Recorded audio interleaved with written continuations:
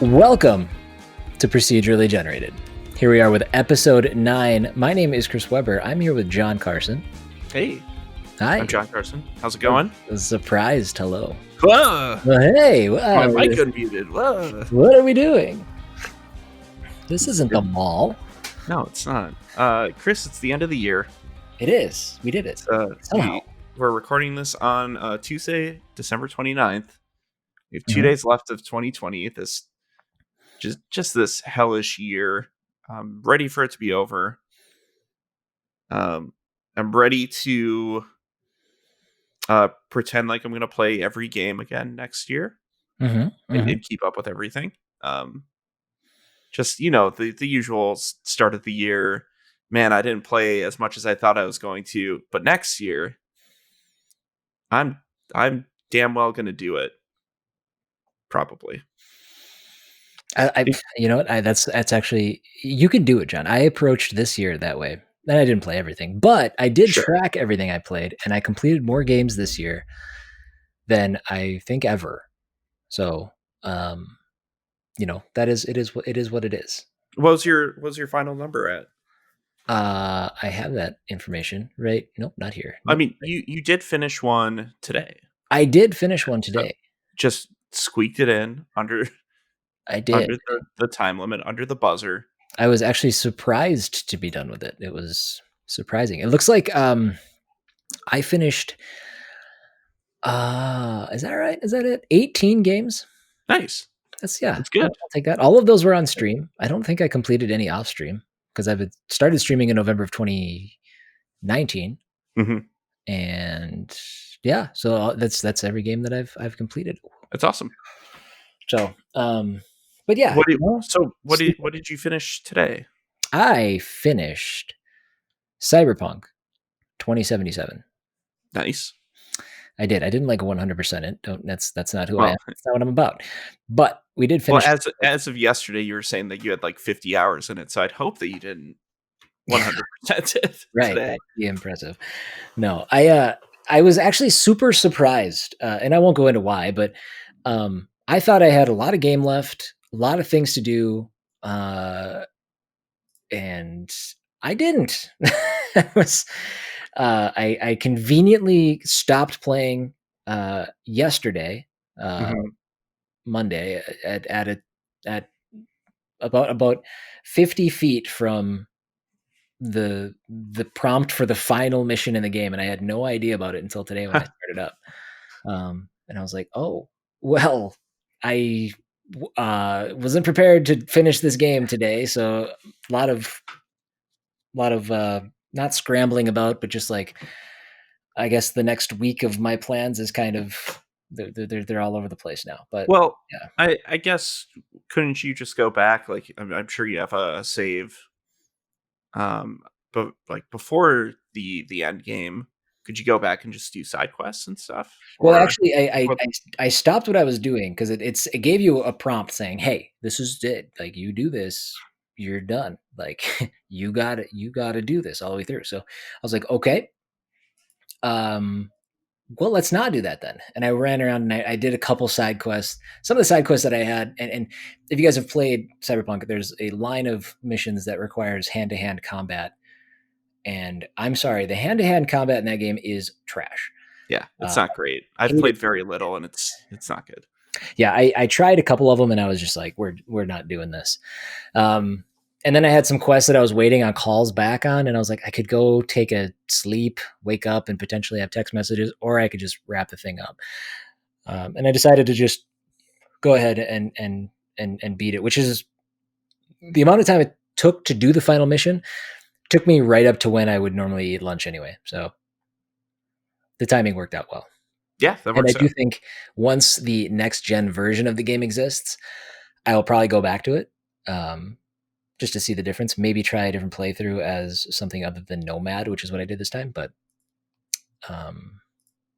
we'll see. It was supposed to be in April. God knows it's probably 3 years out now because of the launch. So yeah, we'll see. But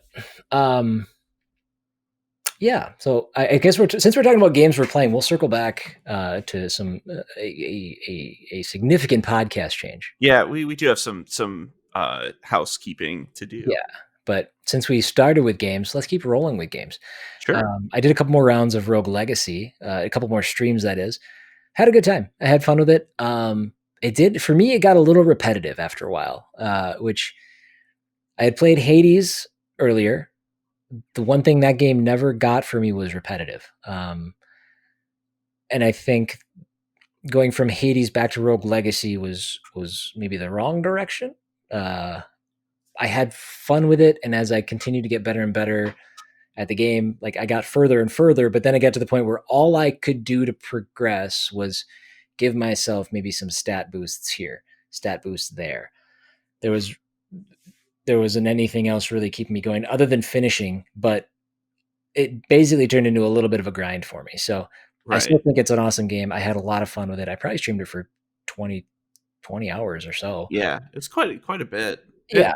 I will say, going from Hades to Rogue Legacy, like Rogue Legacy is one of the more modern iterations of the roguelike or roguelite formula, and Hades is one of the newest, which probably built on a lot of the concepts from Rogue Legacy, and carried that forward into a more modern presentation, a more fully fleshed out thing. I agree. Rogue Legacy, while it wasn't the first of the genre, it kind of defined itself as genre defining. Right. Yes. It was like that and Binding of Isaac. Like those were kind of the two around the same time that were doing very similar things structurally. Like obviously gameplay is very different, but I find my time with like Isaac is less of a grind than Rogue Legacy. I think I agree with that. To me, it feels like you're always finding something unique, whether it's an item or it's an entirely new kind of dungeon or it's a new room that you've never seen before. They're hidden so far deep down in that dungeon that it does feel like the sense of discovery is always it's always there.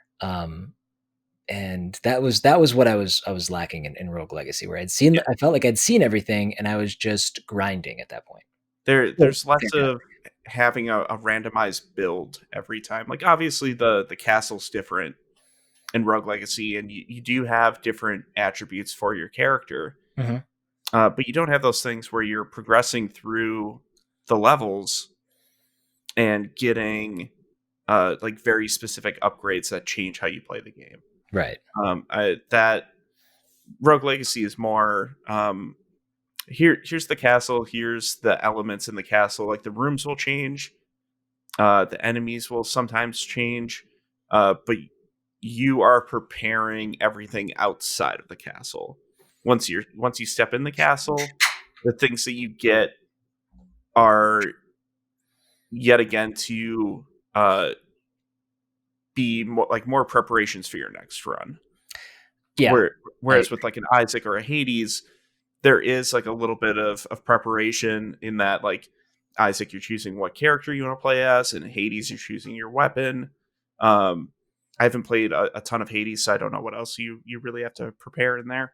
But like as you go on, you get like your boons or your items or different things that change your gameplay. Yeah, I mean, there's a story you're always uncovering, and I also just learned that the mute button on my Stream Deck must not work anymore because looks like that the cracking of my beer was absolutely picked up by the mic. Oh, that's fine. We'll see if I edit it. No, leave it in. You were in the middle of saying something. No, that's cool. We're drinking beer. This is what happens. Would that affect? I don't think that would affect this. I think Stream Deck is just going through OBS, right? It is. That's what I was thinking, like, oh, I'll just mute like I normally mute, and then I clicked it. I've been using either the mute button on my microphone or in Zencaster. There's a microphone button to mute. Oh yeah, there is. The button on the mic I know makes a sound, like a little clack. It does. Like both do. It's like you can't really be sneaky with it. Sucks, what can you do? At least I didn't like. That's what we're working with. Hit the mute button and then say bad things about you like I normally do. So I do the same thing about me.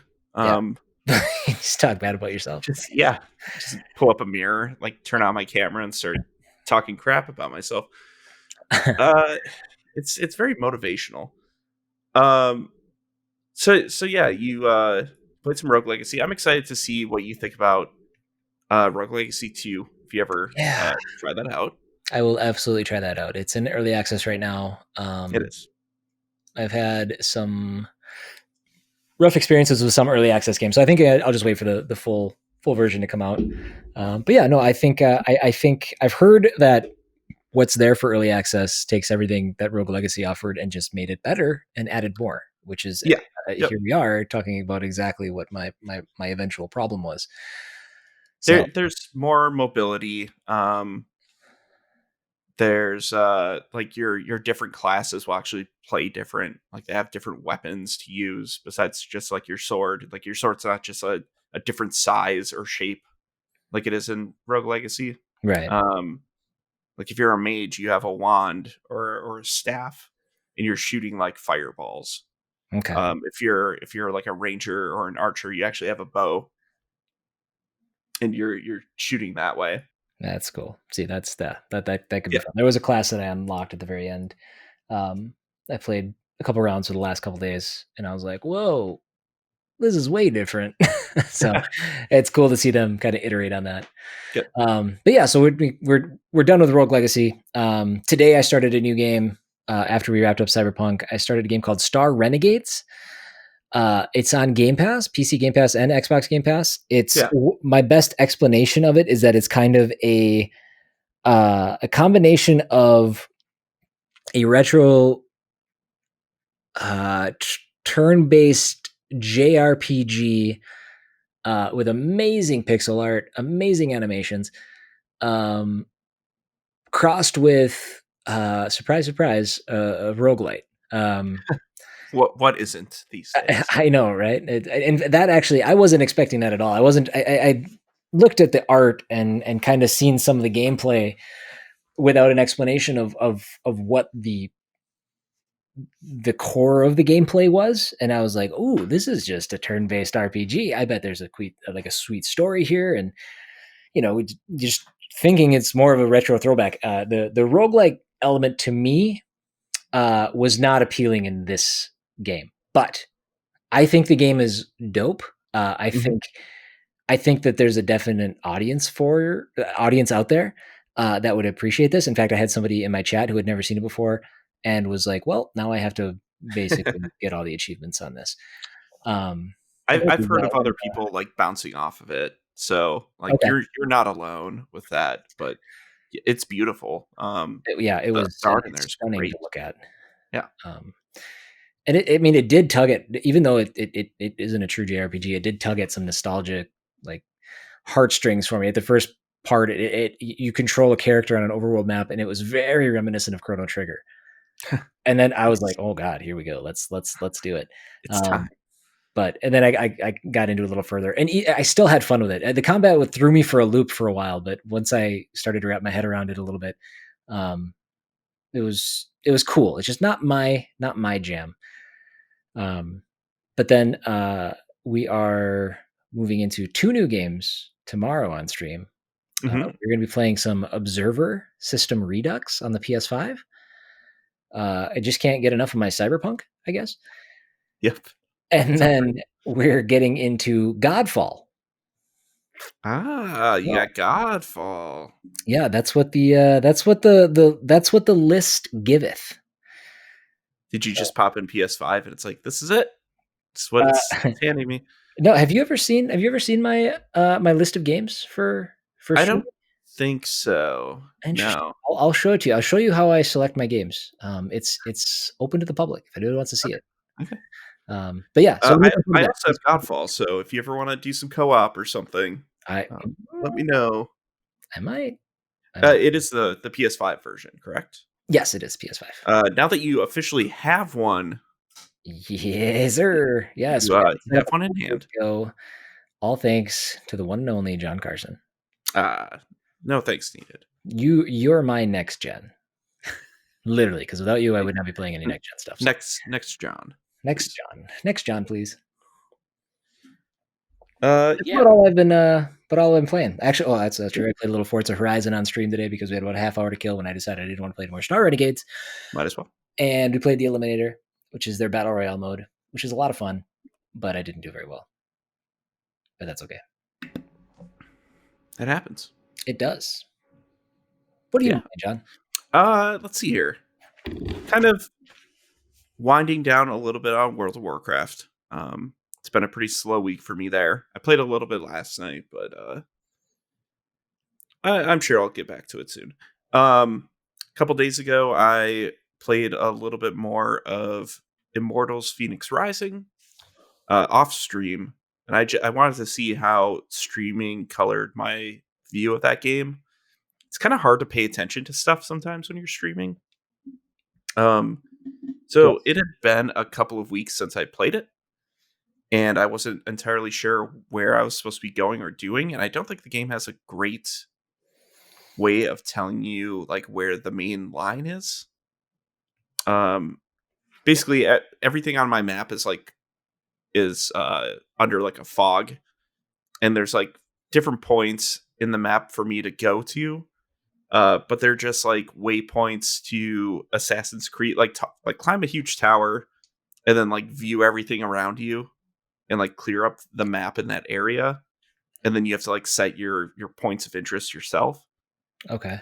But there hasn't been really like a stated goal for me currently. So I'm not sure what I'm doing. Okay. Game's fun, but like I'm not really 100% sure where I'm supposed to be going right now. So it's kind of where I left off there this week. I've kind of been going through like my list of like, oh, what's my game of the year list? What games haven't I touched this year that I think would probably affect it? And so I downloaded Monster Train. Ooh, on the PC Game Pass. And that game is super rad. Yeah. That is a card-based roguelike. Kind of like a Slay the Spire.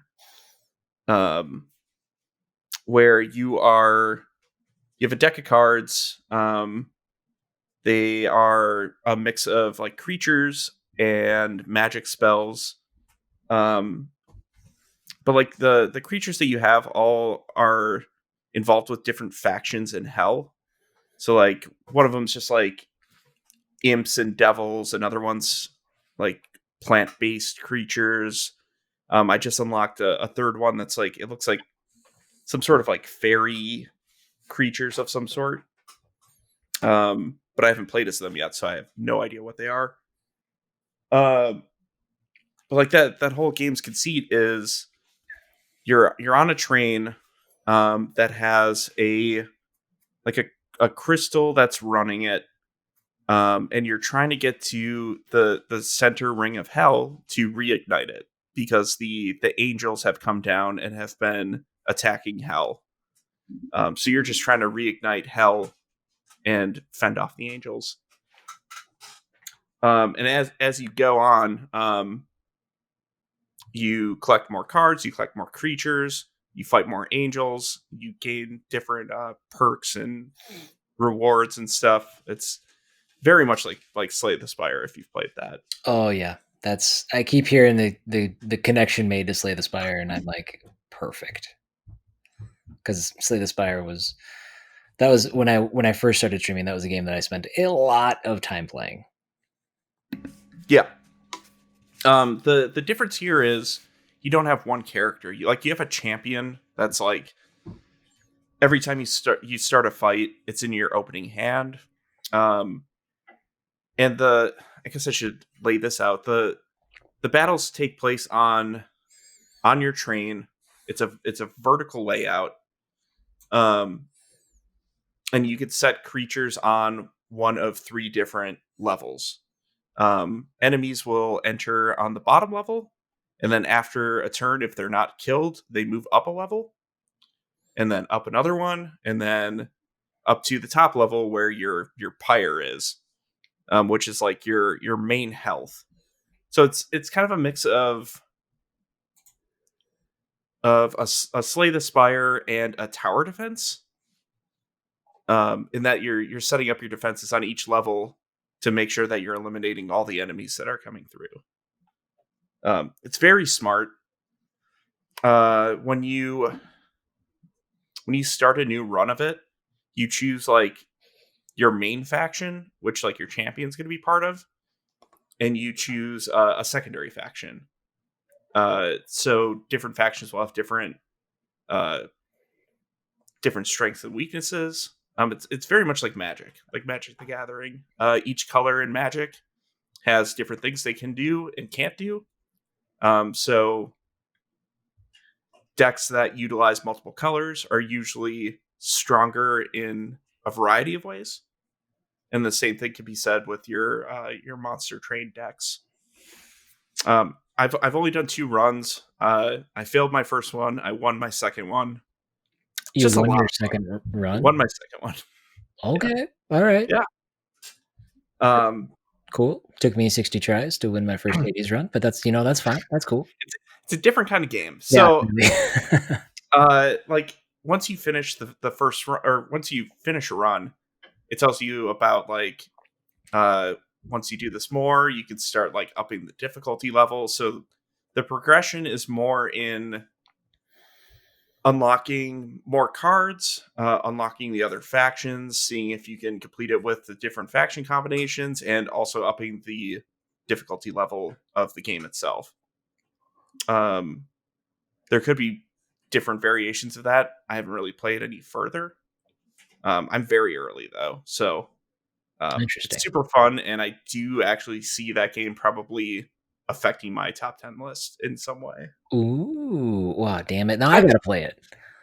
I'm a sucker for card games. Well, yeah, but I'm not. But if it's like Slay the Spire was the exception to the rule. So now I have. Yeah. It is. That might be an off stream thing. Mm-hmm. Yeah, you should try it. You should check it. I definitely should. Is there anything else that I've been playing though? Not really. I played a little bit of Miles Morales, and I played a little bit of Bugsnax, but like maybe 20 minutes of each. I don't really have a lot to say about either of them. Spider-Man is more Spider-Man so far, and that's good. That's a good thing. Bugsnax, I've barely touched that thing, and I've heard that goes into some wild places. So yeah, I've got people just chomping at the bit to get me to play Bugsnax, and hey, they've got the points. They know what it takes to get that game on stream. So oh yeah. And you do own it, so it's not. I do, yeah. It's actually downloaded and ready to go. It's good. It's there. So, anything else? No, that's it. All right. Should we get into the big change? We should. All right. We should. So, I am a fan of long podcasts. And I know there are people that are fans of long podcasts. Podcasts. But we're going to shorten this one a little bit. And how we're going to do that is we're going to knock 2 games off of our weekly shows. We're going to go from 5 down to 3. This does a couple of things. We were going to do it this week anyways, because Christmas was crazy. And eventually I actually reached out to John. I'm like, dude, I can't do 5 games. It didn't come through like that because it was on Discord and it was typed. But if he could have heard me, there would have been desperation in my voice. But we got to talking and got to thinking about it, and really, there's a lot of reasons to do this. The first is to shorten the podcast a little bit. While I like long podcasts, I think I'm in the minority. I think that most people typically like the hour to 2 hours, maybe at the max.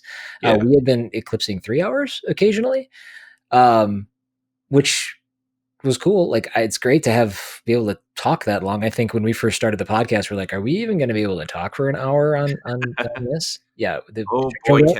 Wasn't a problem. But it shortens the podcast. It knocks a little bit of stress off of our lives, because I found myself probably spending more time than I would have liked researching games as it relates to being busy during the day. wanting to be around Kate and Jack at night. I enjoyed all of my time researching, but there were times where it's like, okay, I gotta step back. How am I going to get this one done? I got, hopefully knocking it down to 3 will help us better, both of us kind of help us better budget our time. And the third thing is it allows us to be more thorough with what we're doing with each game. And I think that'll show this week even. Or if not, like, not that we weren't being thorough before, but also like doing 5 games a week, like some of them do get lost in the shuffle, I think. This lets things breathe a little bit more. If we're doing 3, we're not maybe exhausted by the end of the night that we're recording. I don't know. 3 feels like a really good number, and I think that was actually the number that I suggested originally. And I was like, no, 10. 10. Gotta be 10. And then we felt things out. Like 10 was great until we went to go record the first episode. Yeah. We're like, 10's too much. Yep. And then like 5's a good number too. I mean, Chris, we're gonna have to talk about this later because I forgot to bring this up before we recorded. But like, I don't know where like ranking the games like lines up with things now. Oh, I still think we just rank them 3, 2, 1. Great, excellent. Yeah. I think that's become one of my favorite parts of the show. Okay, yeah, absolutely. Don't you dare take that away from me, Chris. I'm yanking it away. We're never gonna rank anything ever again. Oh. But yeah, like what Chris was saying, it does free up stuff in our lives a bit. And it just gives us more time to talk about these games that we're going to be covering each week. Also extends the amount of episodes that we could do greatly. Yeah, by at least 40%. Now instead of 300 years, it'll take us 600 years. It'll take 550 or so. Yeah. There's a lot of pros to it. Yeah. I also do like long podcasts, but I originally started listening to podcasts when I was a projectionist for a movie theater. So all I had was time in the projection booth, like splicing spools of movies together, a film together for hours and hours. So like anything that was helping me like kill that time was great for me. Also, just like driving in the car and having like a 3-hour podcast listen to was awesome. Yeah, a lot less driving going on these days, though, too. Yeah, and knowing us, this will still be a 3-hour podcast. Yeah, we're 40 minutes in and we haven't even gotten to. Well, that's not true. We have to. And we started at 10. At 10.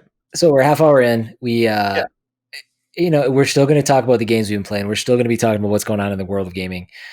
The beginning of the podcast doesn't change. I mean, this will not be a podcast that's less than an hour. There will still be a lot to talk about. So also, this opens things up to more realistically do other content with these games. Yes. So once we start doing any video stuff, it's easier for us to implement 3 games than 5 per week. It's also easier for us to get our hands on 3 games than 5. Yeah. So there's more of a potential of us getting more hands-on games. Yeah, so. I mean it's less like from an aspect of availability, although that does play a role. It's a huge thing, but it's it's also affordability. We want to play as much as we can, but I don't know if you guys know this, but video games are an expensive hobby. Yeah. So we're looking at ways that we can kind of approach that. And bringing it from 3 to 5 is an easy thing to do in that regard as well. So there's tons of benefits. I can't really think of any negatives other than we're doing 2 less games, which is it is what it is. Unless you want more games covered per week, I think that's the only negative. Yeah. Or if you do like a longer podcast, then might I suggest listening to more of our episodes, because Yeah. there's eight before this one that are plenty long. Yeah. So Right. And yeah.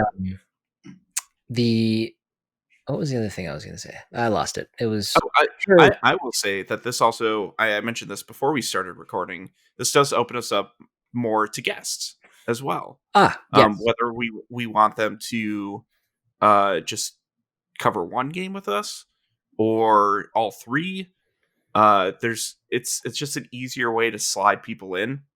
If it is just one game that they cover with us, we could do like the chatting at the beginning like we usually do, and then cover that first game, go to a break, and then we do the last two games with just Chris and I.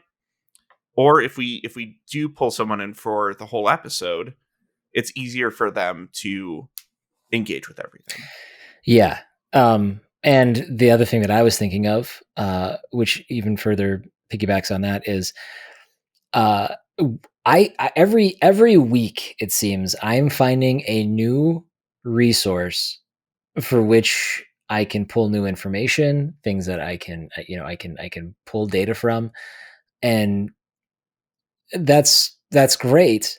But the one of the things that I've always wanted to do is I'm waiting for it still, but giving my chance to reach out to people that are directly involved with the development of some of these games. Um, it's hard to parse out 5 people to reach out to for 5 different games. It's still difficult with 3 even.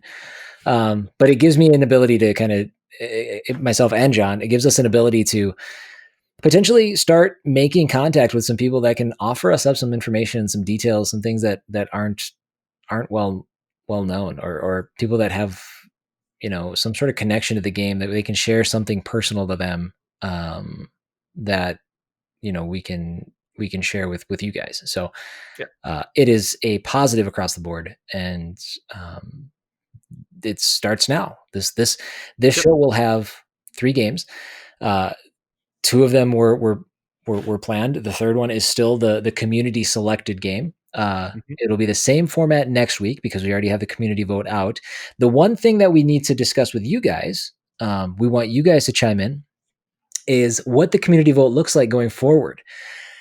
We're thinking that we will instead do a single community vote game a month for one episode, or we'll do an entire episode dedicated to community games. So you guys will be able to choose 3 from a list of, say, 10, something to that effect. Or if you guys have other ideas, we want you absolutely to still be involved. But we also want the random nature of the show to exist there still. Right. Um, Right. so The fewer games that we have, the less prominent the gimmick of the series is. exactly. So that's why I kind of wanted to do, instead of 2 random games and a community choice, do 3 random games no matter what. I feel like that's just more true to the core premise of procedurally generated. So Yeah. we'll figure it out with you guys for how we move forward with community interaction and community involvement for what games that we're playing and talking about. So yeah, we'll talk about that more in the coming weeks. Yeah. And John and I talked a little bit beforehand too. I mean, this podcast is in its infancy. We're 9 episodes in now.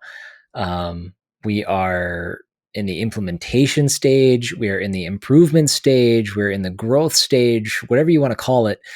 So we're going to rely on your feedback, and things like that. So we still are going to very much encourage community interaction. If you want to get a hold of us, and you should, head over to Patreon, patreon.com/procedurally generated. Hit up our Twitter, PG_show. Email us at pgshow_inbox@gmail.com, or reach out on Discord, or come to our Twitch chats. I'm live every day from 7:30 to 3:30. Not every day, Monday through Friday from 7:30 to 3:30 Central Standard Time. I would love to hear from you. We want to build this with you guys. And this podcast will very likely continue to change. It'll continue to evolve. John mentioned when we spoke, if you go back and look at the first for podcasts that have been around forever and ever and ever, you look at their first year, their entire structure is completely different than how they started. Now we're only 2 months in, literally 2 months in a week now. Yeah. And we're, this is a big change for us, but it's in the grand scheme of things, it's probably pretty minor to what things will look like in 2, 3, 4 years. That kind of stuff. And we started pretty grandiose with we did the amount of topics that we were covering per week. So like paring it down and making it more manageable for us and our listeners. I think it's a smart choice. It's something that one way or another, I think we were going to get to eventually. I'm glad that we tried more games. Yeah. But we're going to try 3 for now. If we need to bump it up at some point, great. If we need to bump it down at some point, awesome. We'll figure that out. Yeah. We will continue to try things to find something that works. And we have a different perspective from you guys. So that's the big reason why we'd love you guys to reach out and say, try this. We actually we did have somebody reach out as we were just getting started. Talking about maybe a different way to name our podcasts. Perfect. Love to hear it. And it's something that I think we might consider, we might try. Yeah, that's kind of the big update. It's a big one, but that's kind of what we got going on. But anything else you care to add?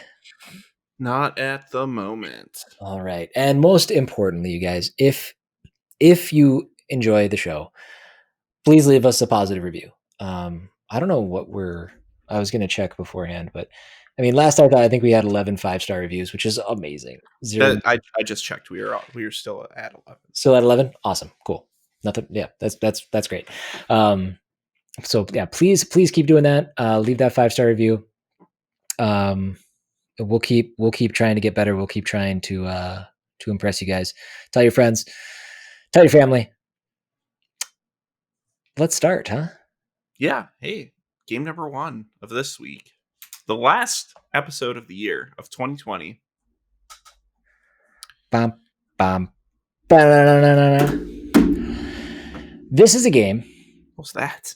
That was me slamming a pen down because I was dropping it. It sounded like you kicked a file cabinet. No, I made a note next to me. I dropped the pen. I was like, I'll catch it. And I caught it right into the table like a smart guy. Mm-hmm. So I'm sure it was really fun to listen to. Yeah, I think I heard your microphone arm go off. Yeah. Sorry about it. Game 1. Yes. Developed by 5PB Inc. and Team Gris. Published by 5PB Inc. This is a top-down survival horror released in the year 2010 for the PSP, the PS Vita, the 3DS. Also made its way to iPhone, Linux, and Windows. Mm-hmm. This is a game called Corpse Party. Yeah, Corpse Party. Yeah, I've never played this game. I haven't either, but I've heard great things for years. And I think I led you astray a little bit the other day because you asked which version this is. Uh-oh. And we're partially right, but also like we're covering every version of Corpse Party. We are. But actually, as I dug deeper, I had to like. I was half a step away from using the old Charlie Day string map to try to figure out which game this was, and I think I got it. So technically, the PlayStation version in Japan, or the PSP version in Japan, is known as Corpse Party, Blood Covered, Repeated Fear. Yes. So you had asked me if it was just blood covered. It's not. It is an enhanced version of Blood Covered called Repeated Fear. So there's Corpse Party. Mm-hmm. There's Corpse Party Blood Covered. Yep. And then there's Corpse Party Blood Covered something. What did you say? Repeated Fear. Repeated Fear. So it goes original game, enhanced remake of the enhanced remake. And also in there was Corpse Party New Chapter, which is a mobile version. Okay. Uh, Glad I didn't which spend a lot of which time on was that the one. original version of Blood Covered. Anyways, Yeah, boy. what the listeners need to know about the versions of Blood Covered or Blood Covered Repeated Fear, they added additional side characters. That's about it. Like they just Well, added some extra story content to it that I don't think affects the core game that much. okay. Well, here's the description of the game from, I'm assuming, I think it may be a back of the box, not a back of the box, but like an ad blurb. So, Sure. a group of friends unknowingly perform an occult ritual that traps them in an otherworldly elementary school. I'm creeped out already. Here, the vengeful spirits of young children threaten their lives and their sanity, and the only hope of survival is to uncover the chilling details behind the murders of those trapped before them. Mm-hmm. Yeah. That's accurate. Yeah. Elementary, scary setting. Yeah, it's this game. It impressed me immediately. I thought that this was an entirely different kind of game. Did you think this was all visual novel? I did 100%. Okay. Mhm. And I was surprised as I started going through trailers and screenshots and everything, and I was just like, wait a minute. What is this? So let's tell you a little bit about how Corpse Party came to be. So this game, the original Corpse Party, was created using the original version of RPG Maker for the PC 98. And that was in, I believe 1996. Yes, 96. There was a monthly magazine called Login Softcom, which allowed amateur developers to submit their own works. It was Login Softcom, I believe, was linked directly to. Was it directly to the RPG Maker company, where people could just kind of submit? Or now I don't know if that's right. There's a monthly I don't magazine that exists, and they allowed amateur developers to submit their work. I don't know if it was just RPG Maker stuff or if it was something else. well, like magazine stuff here and magazine stuff in Japan are completely different. Right. That's why I'm So having like it. I'm not sure. Now that I'm reading this out loud, I'm like, wait a minute, I should have probably gotten more details on the process here. But regardless, on April 22nd, 1996, Corpse Party was published and submitted to the magazine by a 22-year-old college student named Makoto Karowin. And he did very well. Karowin ended up winning second prize in the competition and won 5 million yen. No, I've put 5 yen. Either way, he won $61,675. That's a lot. I think it is 5 million yen. Is that right? Yeah, it might be 500,000. 500,000? Okay. I don't know. Yeah. I'm looking. For our US viewers, it was $61,675. So a healthy chunk of change for a game that, he made on a, I think, RPG Maker. Well, I don't know if it was a free software. Either ways, a lot of money. Very good game. Yeah. So the game looks like a top-down 16-bit JRPG, similar to maybe a Final Fantasy VI, similar to maybe a Lufia, Chrono Trigger. Chrono Trigger kind of had the more of the isometric. Yeah. I mean, it's a top-down pixel art RPG. Like, yeah. And then it has hand-drawn anime stills in it. And then the whole thing is it's also got elements of a visual novel where the characters kind of pop up on screen. I think and there's text to read and stuff like that. Yeah. Right. Yeah. A lot of it's told in like you would see in an RPG. Like since this was an RPG Maker game, if you were talking with someone in like a Final Fantasy VI, there would be a text bubble that came up. If they were an important character, there was an image of that character, like a headshot of that character next to their text. Yeah, some sort of enhanced version of their face or something. Yeah. That's kind of, and then with the description of the game, you are in this school kind of wandering around, kind of solving the mystery of what happened. This game is super gory, which is it was Yeah. a little strange to see with this kind of art style, Yeah. but rad as hell. If there's something that Japan likes, it's high school kids dying in horrific ways. If you if you look at things like Battle Royale, um, I, I don't know what it is about. I mean, it's just like a lot of anime and stuff has to do with like late teenage characters. I don't know if that's just because the audience relates to that more or what. But it's I don't know. It seems to be a common thing. Yeah, I don't know what speaks to that, but that's actually as I'm thinking through every, not being an anime guru by any stretch, it seems like that is the prototypical cast of Well, characters. so also I think with the setting of Corpse Party, it's kids who are in a high school who are transported into an elementary school that had been torn down, and their high school is built on top of it. Um, and so everything that they're experiencing is in like a burial ground, basically.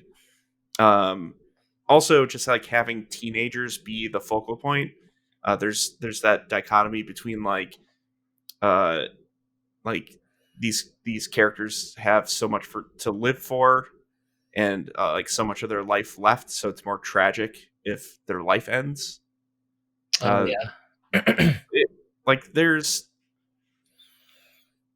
I mean, I doubt the developers were really thinking about that part, um, but it does seem like a little bit more. There's a little bit more edge, a little bit more tragedy to that situation. Yeah. So we discussed quickly the idea that the original game 96, then there was Blood Covered, then there was Blood Covered Repeated, and you had touched, I think, on a couple of the changes. Blood Covered included more characters, larger maps, updated graphics, and a cast of amateur voice actors. The Repeated Fear version, the remake of the remake, also featured updated art and professional voice actors. Now I don't know what the difference was between that, and I don't know if that's I don't know. Is there an English version of the game where you get English voice acting, or is it all Japanese? I don't know actually. I knew well, it did come out on PSP here in 2012. Okay. But I don't know if there were English voices or not. Okay. Um, but I mean, there is going to be a difference between a amateur Japanese voice actor and a professional Japanese voice actor that you'd be able Yeah. to hear.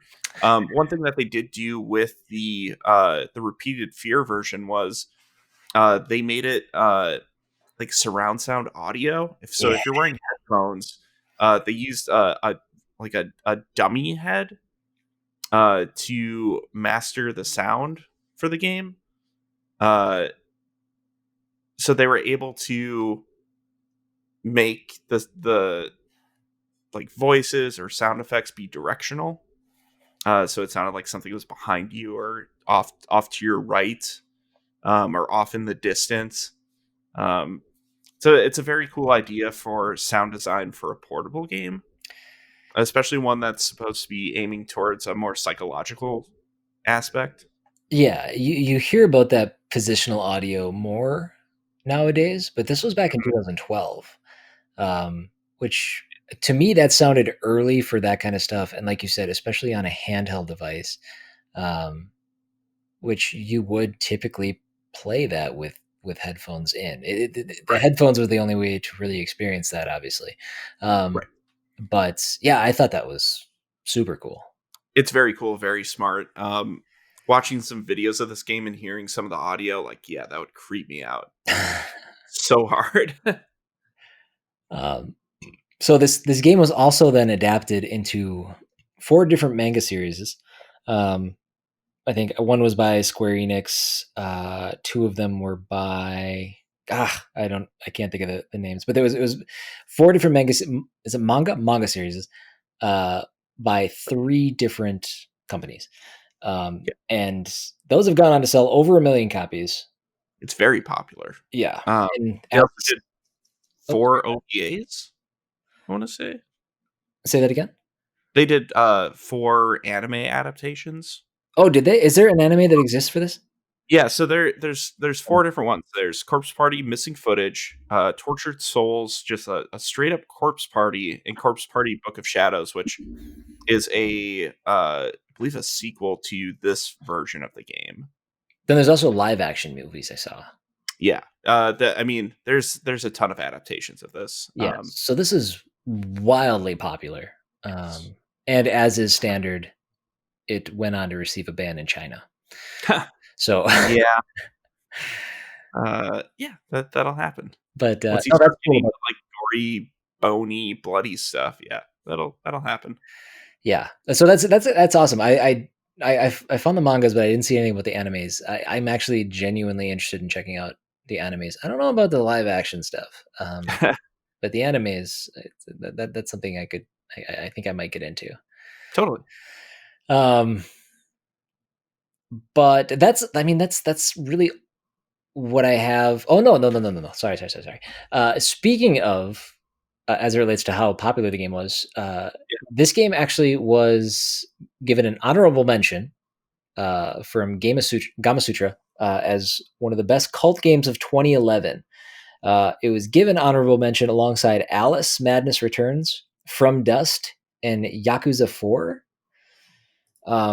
The top 5 who ended up winning the best cult games of 2011 were going from 5 to 1 because we need to build up that suspense.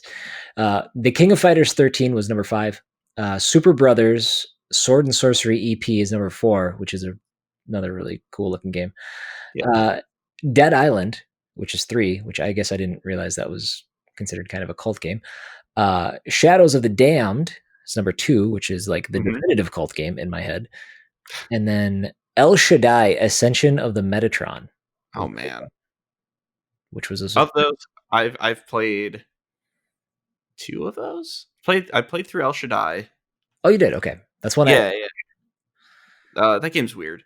And then King of Fighters 13 is incredible.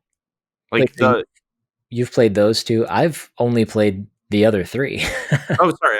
I played some of Shadows of the Damned. That's actually part of Game Pass now on Xbox. Yeah, I saw that. So I am ready to dive back into that. If you like a lot of penis jokes, you know me. There's a lot of them in there. King of Fighters 13. Don't sleep on that. That's a great game. Some of the best pixel art in fighting games ever. Game's beautiful. It's fun to play. Severely underrated in a time when things like Marvel vs. Capcom 3 and Street Fighter 4 were kind of ruling the fighting game community. That's the game that got me into King of Fighters, and I'm very excited for 15 next year. So very cool. Anyways, that's really all I have. Game related gameplay, all that good stuff. I have some stuff development wise. Do you have anything else you want to share about the game itself? Like game wise, a lot of it hinges on having like good and bad endings. So obviously you'll have things that will cause characters to die in horrific ways, and like Chris said before, they do have like full drawn images of those terrible events that'll happen to people. So I think that's a lot of the fun of the game if you're into horror, is seeing what would happen to these kids if something did go wrong. I've got a couple of images in the Discord. One is a screenshot of like the top down perspective, just to give you an idea of what that looks like. And the second one is one of the hand drawn stills, which I think I could have found a better one in hindsight. Ooh, yeah, that one's. That one also almost looks like pixel arty as well. Maybe that wasn't a good. Is it the one of somebody laying on the ground? Yeah. Yeah. But I think that just might be like a random character who's already dead there. But like, there's things that'll happen to like the main characters of the game. Okay, so that's less. Okay, got it. And then I also included the launch trailer in the Discord, which is it only has basically text in it. It just kind of it's like almost going over a police report, but it was horrific just to kind of experience in that capacity. Yeah. Yeah. So for a launch trailer, it was very affecting. I mean, the characters are cutesy and stuff, but like the subject matter is not. No, yeah, it is. It is horrific. So, should we move into some of the development stuff? Sure. Cool. So I'm going to focus kind of primarily on Makoto Karowin. And I don't have a lot to share about him, but he was the one who initially submitted Corpse Party to the magazine, won second place. He's basically responsible for Corpse Party itself. And his individual credits, basically, he's had a major hand in all Corpse Party games. And then there was a more modern game, which I was going to write down and I didn't. That he's had a hand in, but it's a visual novel. Kind of, I think it's kind of the same ilk. That's going to bother me. I'll find it once I finish. I'll take a look while you're yeah, it's literally the only non-Corpse Party game, I think. But I thought that it was interesting because he has one other credit, and this is not the one, by the way, that you're looking for. He worked on the Nintendo debugging team for one of the greatest Super Nintendo games ever made, Earthbound. Oh, really? Yeah. Huh. So he did that in 1994. And then by 1996, he built this game and submitted it using RPG Maker. So I thought that was awesome. That's cool. That's incredible. That's maybe my favorite game of all time. So yeah. I knew that. I should have said, instead of one of the greatest SNES games, one of John's favorite games of all time. So there you go. He's responsible for all of the lack of bugs you find in that game. Excellent. Who wasn't, really? Right. And then while you're finding that thing that I should have found, still looking, but being a champ about it. One thing that I found, I have about 30 websites that I go through with every game. Most of them are not applicable. A couple of them are out there, but I always think it's worth just plugging in a name and seeing what comes up.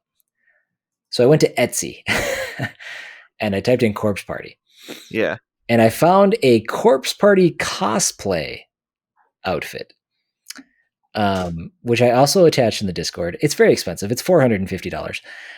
Very gross, too. It is disgusting. It is basically like the character's uniform, but it looks like the character's been disemboweled. So there's like squishy guts, soft and filled with stuffing.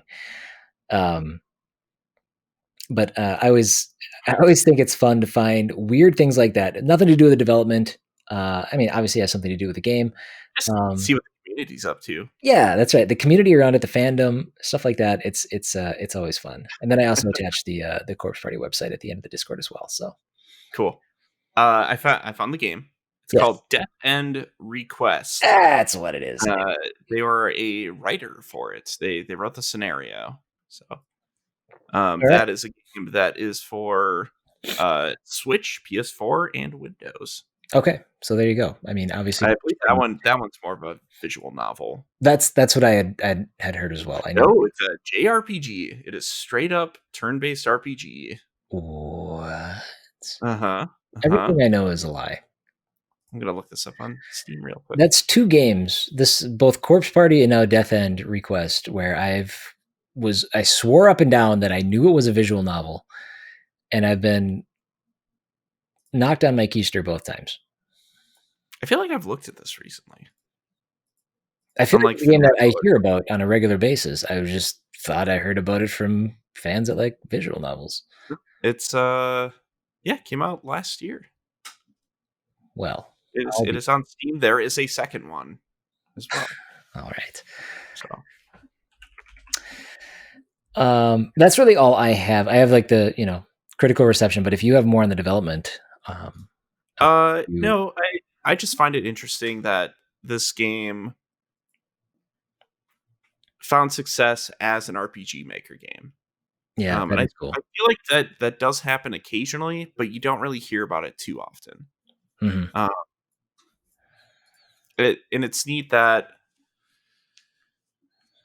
it found success through a magazine contest, and I think it was distributed through that magazine originally as like a mail order thing. Oh, very cool. And then was remade for phones and PSP, and it's coming out on it was supposed to be on Switch in 2020 in Japan, and it's coming to PS4 next year. This game has legs. And I think that's incredible for something that started off as a game made on a pretty publicly accessible tool that was a game itself, if you think about it. Yeah, that is. I can't think of any other examples off the top of my head. I know they exist. It's just because I haven't researched it in the last week is the reason I don't know. But this one will definitely kind of always be the thing that I think about when I think of RPG Maker now. Mm-hmm. So, and that those RPG Maker is still, those are still churning out. Still kicking. Yeah. There's a new one that came out like last year. So if you want to try your hand at making your own RPG, you could do it. Check it out. But yeah, in terms of critical reception, right now it sits at a 71 on Metacritic with an 8.6 user score, which is not surprising.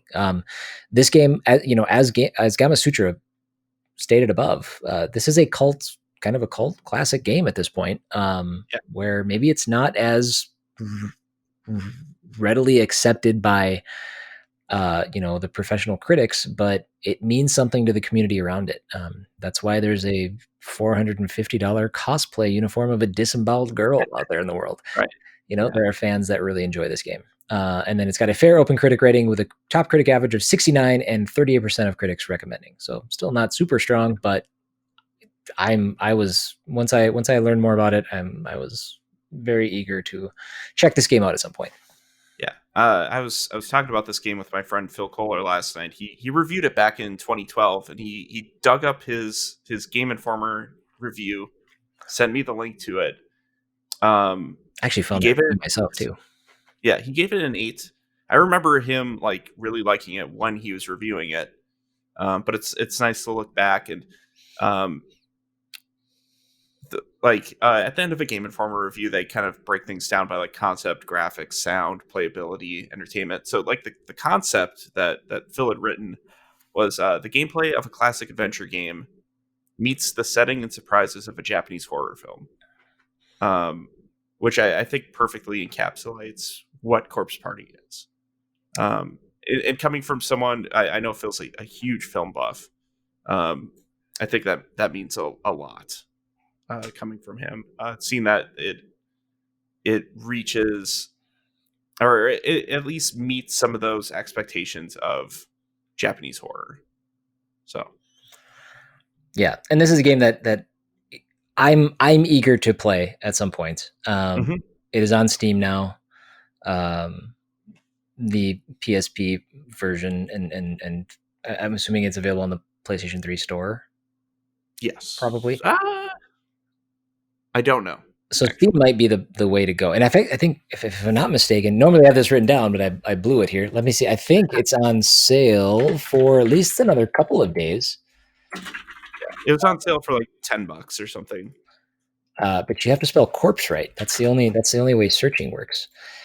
It's $8.99. $8.99. So it's $6 off, 40% off until January 5th. January 5th. Otherwise, it's $15 after that. Yeah. So if you want to save a couple bucks, if you take a look at the Discord and you're like, oh, actually that aesthetic is very appealing to me. It's on sale for the next couple days. So check it out. Fun, get scared.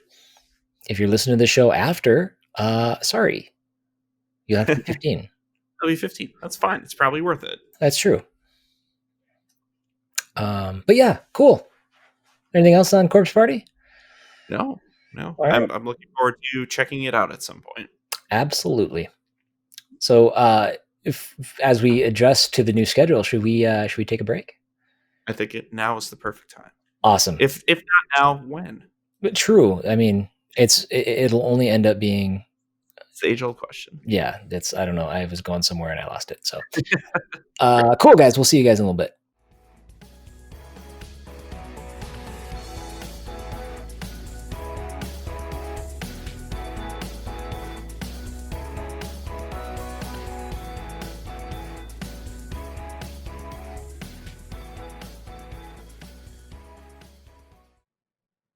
All right, welcome back.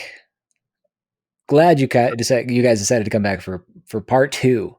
I'm glad you decided to come back. Procedurally generated. You know, it was. I went upstairs. Jack was watching some apples fall on a video and laughing hysterically, and I was like, I could stay here. But yeah, I mean that happened last night when we were going to talk about stuff for the show, and you're like, never mind, I'm gonna go hang out with my son. I'm like, yeah, I get it. I understand. Yeah, that makes sense. Yeah, I had been cooped up in the office after streaming, and then like times were, I mean, like I can't spend 12 hours in this room. I have to get out. So you got too deep in the idea factory. You're like, I need to. Yeah, I needed to for a sec. As you saw when we had our conversation before we started, I was going places. I needed you to talk me off the ledge. That's fine. So That's what I'm here for. Yes, and you did good. As we know, with me thinking that 10 games was a good starting point, I tend to bite off more than I can chew. No, that's good though. We need grand ideas, and then we need to figure out what we can realistically do. Yes. Speaking of which, we have 2 more games to talk about. We do. And this next one is actually a newer title. It doesn't get much newer than this. It came out in 2020. Mm-hmm. It is a sequel to a 2018 release. It is. Which is a spin-off of a 2019 release. Yeah, and one of the games that I've actually beaten and completed on stream. Oh, good. Then what is the game that you've beaten on stream, and then what is the game that we're talking about today? The game that I have beaten on stream is Bloodstained, Ritual of the Night. The game we are talking about is Bloodstained, Curse of the Moon 2.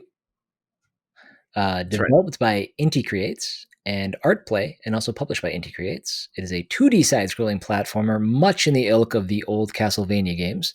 Specifically, Castlevania 3, I believe. Is that that's the one? That's the one with character switching. Oh, yeah. Okay. Yes. Yes, and as John mentioned, it was released in 2020. It was released on the Nintendo Switch, the PlayStation 4, the Windows, and Xbox One, which it doesn't matter at all in this instance, but we drew the Xbox One version. There's literally no difference between any. So many more graphics. The power of teraflops. Nope, that's the Series X. I don't know. It's not. This is fine. Curse of the Moon 2 and Curse of the Moon 1 are both in the style of 8-bit games. So everything looks and acts like an NES game. That's its whole gimmick. So it feels like it came from 1987 or so. It sure does. They do take some liberties, of course. Like, I think a lot of the work that they're doing in the backgrounds couldn't have been done then. A lot of the music couldn't have been done back in the 80s. But spiritually, it feels like a successor to Castlevania 3. Yeah. And then we'll just keep with the theme of reading off the description. Curse of the Moon 2 brings classic 2D action and a dark 8-bit aesthetic together with modern playability.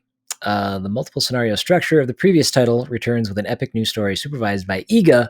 That's Koji Igarashi himself. I met him once. You did? Yeah. Nice. Did he have his hat on? He did. Yeah. Okay. Iga likes to wear a cowboy hat. Kind of looks like a Japanese cowboy, but also like with a whip. Like, he likes the Indiana Jones aesthetic. That's what I was. Yeah, it's not quite like cowboy. It's more of the Indiana Jones It's type. the adventurer. Yeah. It's swashbuckler. No, I was at E3 back in like 2009, and I think this was around the time that Castlevania. Oh, it was the one that was coming out on 360. So it was like uh, the multiplayer Castlevania, Harmony of Dissonance. Maybe it was a really weird title, but like people could play as different Castlevania characters, all be on like the same screen at the same time, and uh, like complete different objectives in whatever castle that they were in. It's a very odd concept, but one of the people I was hanging out with at E3 was like, "That's Iga. Let's drop everything that we're doing and go say hi to him." So he did. He's a very nice man. I didn't really know who he was too well at the time. I was never really a big Castlevania guy. But I learned soon after that he's made some really good games. Yeah. Symphony of the Night's one of my favorite games of all time. So after playing it like a year later. Yeah, Symphony of the Night always is an interesting game for me because it was basically that and Final Fantasy VII in 1997 for Game of the Year, and a lot of outlets gave it to Symphony of the Night, and I was always bitter toward it for that reason. They're right. You shut your mouth. You don't. If you think of like tight game experiences, like almost like near perfect games, I think Final Fantasy VII as well. It's great that you have agreed with me on this. We can move on. So like I came to Symphony like 15 years after it came out, and it was still like perfect for me. That's you're right. That says something when you can go back to a game that you missed and it still feels like something truly special. Mm-hmm. That is incredibly rare. Yeah. So that is definitely saying something. I think a lot of that has to do with the art. And also I played it on Xbox 360, so I didn't have to deal with like the loading times of PlayStation. Okay. Yeah, that game's really good. Anyways, Bloodstained, Curse of the Moon 2. Yes. Which actually looks older than Symphony of the Night, but it sure does. But from what I've heard, plays very well still. Where did we get on this? I kind of derailed us. Well, I mean, you know, the floor is open. We did the description. I mean, it's sometimes it's a little tricky to go into a sequel having not covered the original game, but I think we're going to do our best to navigate it. Well, I think we should probably just like mention about the original that Bloodstained, Ritual of the Night, the big Symphony of the Night successor, which came out last year, is more of a it looks like more like a modern title. Yes. The original Curse of the Moon was kind of an appetizer for that game. It was a marketing decision for that game to release another game that was like another Castlevania that people really liked. It was a game that was made in 6 months, and it was announced 2 weeks before it released. Yeah, that's kind of so. I guess in order to best discuss Curse of the Moon 2, we have to go back a ways. So Bloodstained Ritual of the Night is infamous for its Kickstarter campaign. Yeah. Also, it's amazingly impressive how it did. So as of 2019, Bloodstained Ritual of the Night was one of 2 video games listed in the top 20 highest funded Kickstarters ever. Now, again, that's 2019. I didn't see a 2020 updated version. There's a good. I guess 2020 did really well for Kickstarter, actually, for games specifically. Did it? Okay, because as of 2019, it was actually number 20 in the top 20. So my guess is Bloodstained is no longer on that list. The only other game on that list at the time was Shenmue 3, which was at number 15. Made millions. Yeah. But the goal was $500,000. And as it stands now, I actually looked at the Kickstarter. I don't think there's many more pledges coming in. But it has 64,867 backers and over $5.5 million pledged. People really wanted a symphony. Yeah. Symphony of the Night. Incredibly successful. So very, very successful. I actually, in the Discord, I linked I put a link into the Kickstarter because the Kickstarter page itself is actually super impressive. With all of the tiers and the way the page is formatted, it's actually a little bit of an adventure just navigating that thing. It's maybe one of the coolest Kickstarter pages I've seen. I think it is. It is really cool. But with that success, there was stretch goal after stretch goal after stretch goal. Things were supposed to be added and all of this stuff. It led to a very tumultuous development for Ritual of the Night. So we're a little off of Curse of the Moon, but the original Curse of the Moon, although it was a spin-off, actually came out before Ritual of the Night, the game it was based on. Yeah. So Curse of the Moon 2 is the follow-up to that. And it's, even as a spin-off, it's very successful throwback, side-scrolling Castlevania-like. Mm-hmm. To get into a little bit about the specific second entry, it does feature Zangetsu, who was in the first game and also plays a pretty significant role in Ritual of the Night. Yes. But Zangetsu is basically the main character in this game. The second, so Curse of the Moon 2 has 7 playable characters: Miriam, Alfred, is it Gebel? Dominique? Gebel. And those characters were all in Ritual of the Night and the original Curse of the Moon. These next characters you're going to list off are fresh for this game, I believe. Right. Dominique, Robert, and Hachi. Those are new to the second game, and then Zangetsu. So there's 7 playable characters in total. So Zangetsu is he wields like a samurai sword. He has a more traditional Castlevania gameplay. I think he has like a diagonal upward slash. He has a forward slash. He has pretty okay range for his attacks and everything. Who was the second character that you just listed off? New characters or new characters? New characters. There was Dominique, Robert, and Hachi. Dominique has a pole arm. She can attack directly up. She has a little bit more range for her attacks, and I believe her jumps are a little bit higher. And then there's Robert. Thank you. I'm terrible with names, man. I cannot hold on to those at all. Robert is a marksman. So everything that he does has to do with guns or grenades. So very far range, but also a lot squishier. He's kind of a glass cannon. And then Hachi is a corgi. In a magical suit of armor. I knew he's a magical suit of armor, but I did not know he was a corgi.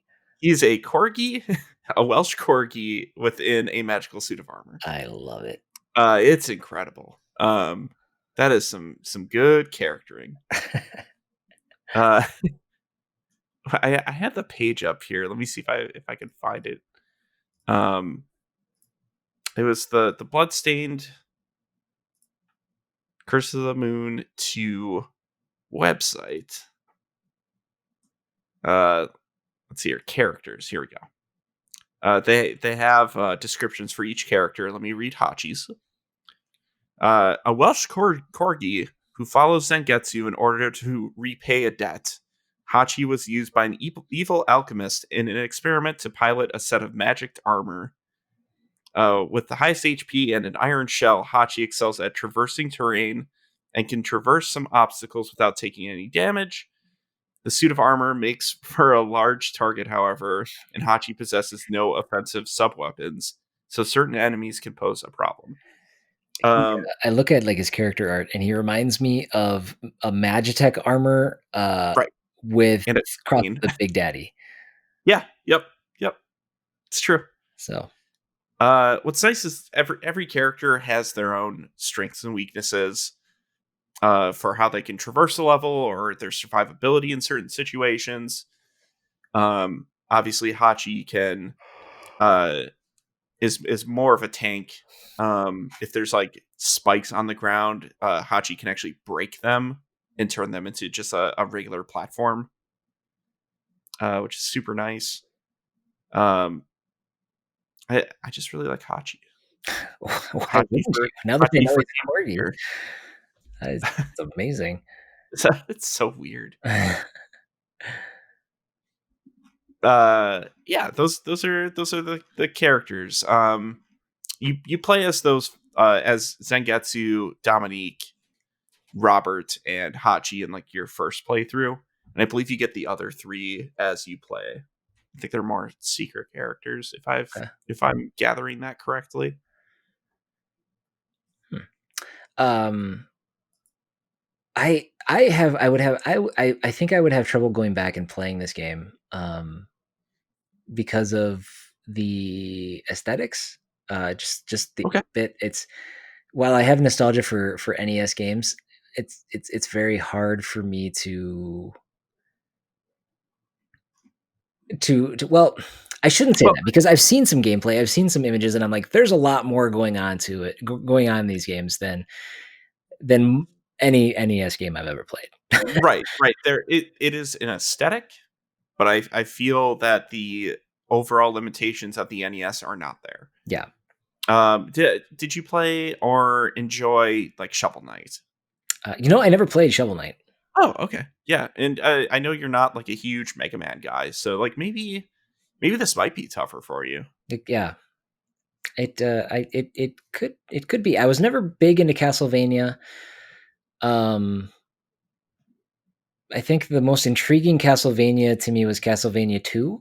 But that's only because people compared it to like RPGs of the time, which I never understood Hmm. until I played it, and I guess I saw that there was like an open world aspect to it, but it wasn't it wasn't for me. And just like I don't think this is for me, but the Bloodstained franchise maybe because I actually really enjoyed my time with Ritual of the Night. But I think it might just be due to that vast difference in graphics. There is also a difference in gameplay between like a Castlevania 3 and Symphony of the Night. They are vastly different games. Okay. So Actually, that's I forgot. I did like Symphony of the Night, so that's the one exception to the rule. right, like the whole like when people call games Metroidvania and having like a big map that you explore, I don't think that really started to be like a Castlevania thing until Symphony. So, if you like that style of game, I don't think this is it, but there's some of that in there. And I mean, the major gimmick with this one, then too, you had mentioned it earlier, and again, only because I don't have the experience with the Castlevania franchise, and not the experience with this game, but character switching on the fly. Mm-hmm. So if you are playing as Zangetsu and you want to switch to Hachi, it's just a button press, and it happens instantaneous. Yes. Yep. Okay. The one downside is if a character dies, then you lose them for the remainder of the level. Okay. So if there's a certain strategy that you're leaning on, or if there's a way that a character traverses that another character can't do, and you lose the character that is stronger for that level, then you have to work a little bit harder. Can you lose a character and just kind of experience like a hard stop on the level and have to? Are there certain? I don't think so. I think levels are built in a way where like as at least for the first few levels, as they introduce new characters, the levels where they're introduced are easier for them to kind of get you up to speed with how to use them. But each level is by no means uh, unbeatable with each character. There's not a giant row of spikes that you need Hachi to walk on to flatten to move on. No, that's more of a quality of life thing. Gotcha. Okay. As far as I understand. I have not played this game. I have just researched it extensively. So. Well, cool. Yeah, I mean, that's so. Again, you envision the old Castlevania games, specifically 3, if you can pull that one from your mind palace, and that's kind of what you're looking at. Just obviously a lot more busy, a lot. 8-bit aside, it is coming from me, it is still a pretty game. There's some neat stuff that they do in the background. The bosses look really cool. Bosses are huge sprites and very detailed and look great. Yeah, so it's something that I do want to. I want to try it again. I'm judging it based on its aesthetics, having not played it. So I don't think that that's fair, because I think that this is, if it plays well, I'd like to see it in motion. So it's something that I think I will try eventually. Good, excellent. You should. But that's kind of all I have game related. Before we get into development, do you have anything else? No, that's it. I have a little bit of development stuff, but not a ton. It's kind of harder with newer games because there's like some interviews leading up to a game release, but I feel like a lot of the juicier development information doesn't come out for like another year. Yeah, it's like people going to conferences like GDC. People will talk at like PAX. Like things will come out during interviews about like kind of postmortems on games. This game's been out since July, I believe. Yeah, it's not been out long, and I try super hard not to pull information from anything that's a press release. Sure, because that's just marketing speak. So I guess moving on to the development of this, I did find an interview on Silicon Era that's I believe like the highlights of a Famitsu interview. Okay. With Iga and Takuya Aizu, who's the president of Inti Creates. Basically what they were saying was Curse of the Moon 2 had a shorter development time than the first game. And like I mentioned before, the first game was about 6 months. But that's because the first game spent more time in concept design than this game. Obviously, they had to figure out what Curse of the Moon was going to be in relation to Ritual of the Night. And making a sequel is just going to be taking a lot of the same concepts and moving them forward. But they were able to fit everything that they wanted to put into this game into it. So nice. That's neat. Other highlights. Ego oversaw the characterization of every character, including the new ones. They said that the 2 completely new characters who are playable had their designs changed, as Iga felt the early proposals didn't have enough gothic flair to them. Said Hachi is the character with the most Inti Creates flair and is especially powerful. When Inti Creates tried to tone down Hachi, the team members ended up feeling bad for the poor dog each time, so they couldn't change it in any major way. That's awesome. And that's really about it. There is multiplayer in this game as well. Okay. They added 2-player, which with that you still have the character switching, but each player can only inhabit one specific character. I think I said that wrong. At a time, you can't have 2 Zengatsus running around. Right, exactly. So you have to kind of plan out who's going to be Hachi, who's going to be Zengatsu, who's going to be whoever else, and switch accordingly. The game was built as a single-player game, though, so multiplayer can break the game in different ways, which is kind of neat. And they're looking forward to seeing how 2-player speedruns shake out. That's cool. It's fun to hear developers that are excited to see that kind of thing whereas Right. other developers are like, please stop breaking my game in front of everybody. Right. I mean, the only thing that I have is just kind of I wanted to run through a couple of like Indie Creates games that they've done through the. Oh yeah. Oh, they've done a ton. A They lot of have no. done a lot. Now, I'm curious though. Do you know? I think you might be more familiar than I am. Mm-hmm. I'm assuming Iga was formerly an employee of Konami Yes. Yep. before Inti Creates. Yes. Okay, so Yep. did he didn't head up Inti Creates though, right?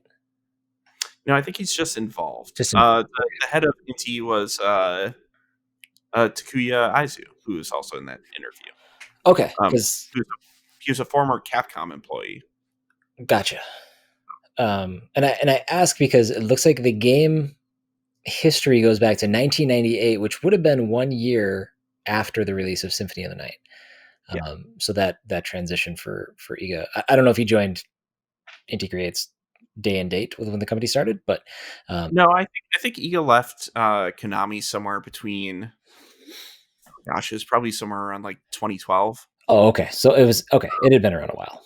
Yeah. Gotcha. But Indie Creates, looks like we got.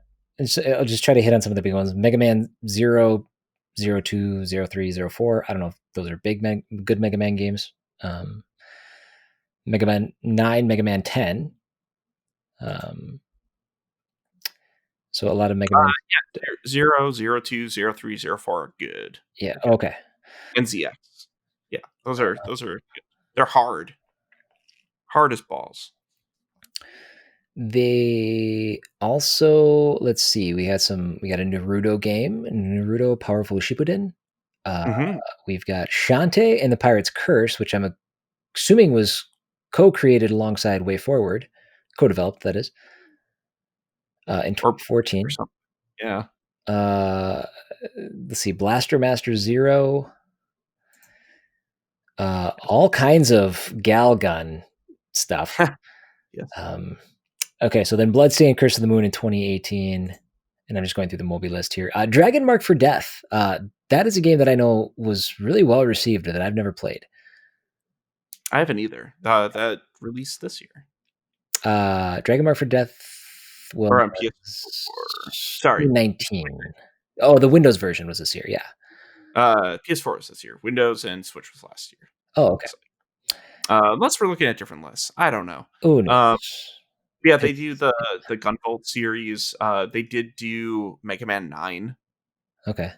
And 10. Which is incredible. Yeah. So Mighty Number 9. You want to think about another kickstarted game that maybe didn't pan out as well. Right. Wait, did they did Mighty Number 9? They did Mighty Number 9. Yes, they did. So obviously different people in charge of those games. And I think a lot of the lessons that were learned from Mighty Number 9 and its development went into the development and the potential delays of Ritual of the Night. It did take quite a while to release that game.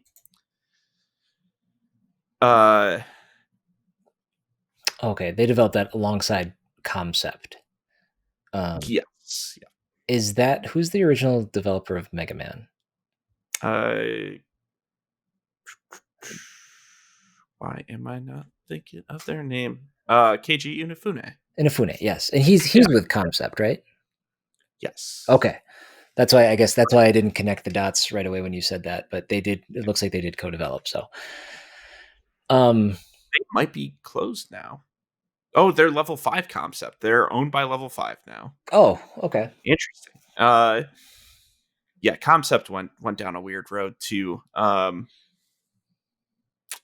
really get into it right this second, but they had some weird things. Also, Inafune in general was he's taken some wild turns in his career. What was that? What was the name of that game? I can't think of it. There was like a 3DS game with like a a walrus or a penguin or something. That was it was Kaio, King of Pirates. Okay. That was it. Did that even come out? It's a canceled video game. Never mind. Oh. It was announced in 2011 and canceled in 2015. Lots of exciting ideas from KG, but some of them did not come out.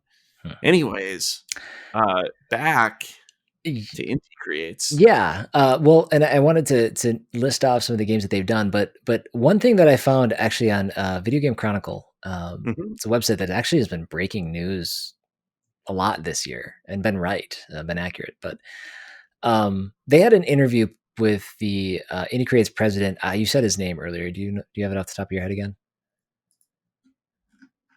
I will in a second. Yeah, Takuya Aizu. Yes. But they asked him what his dream remake would be. Did you see this article by chance? No, I didn't. I thought this was awesome, and I would absolutely be on I would absolutely be on board with this. But it doesn't. He has no hope of it actually happening. But his dream remake would be Zelda 2: The Adventures of Link from the NES. Oh man, yes. That would be. I am a Zelda 2 apologist. I love that game. I spent way more time with Zelda 2 than I did the original Zelda when I was growing up. Yeah. I would love to see a remake of that game. Zelda 2 is a game that I could never get into, no matter how much I've tried. Yeah. I like growing up, I had played Zelda 1 and I'd played Link to the Past, Ocarina of Time. Zelda 2 is just something that I never had my hands on. So like trying to get to it when I was older and like knowing the modern Zelda template, it's so hard to even try. Oh, sure. It is goofy compared to the rest. And it's designed in a way that it's designed to the limitations of the NES. And I feel like if that game was remade today, with a more modern context, but still keeping a lot of the same elements, I feel like I would probably enjoy it. Yeah. But I cannot. I just can't play it. Yeah, like I'll try again probably next year. Probably. He said himself that he has very little hope that this will ever happen. But boy, that would be neat. That would be cool. That'd be awesome. So, if you have any interest in playing some Bloodstained, this game is also a part of the Steam sale that goes through January 5th. It is currently available for $9.74 on Steam, and it's also available at that same price on PlayStation until January 20th. Oh, nice. If you have an Xbox, you have to pay $15. Yeah, it is regularly $14.99. Yes. So, and then in terms of critical reception, the Switch version actually sits at an 82 on Metacritic. That is for the, I guess it's, oh, I'm sorry, I did say Switch version. And then the PC version sits at an 80. With a strong open critic rating, with the top critic average being 81 and 86% of critics recommending. So, wow, lot of love for this game. Yeah.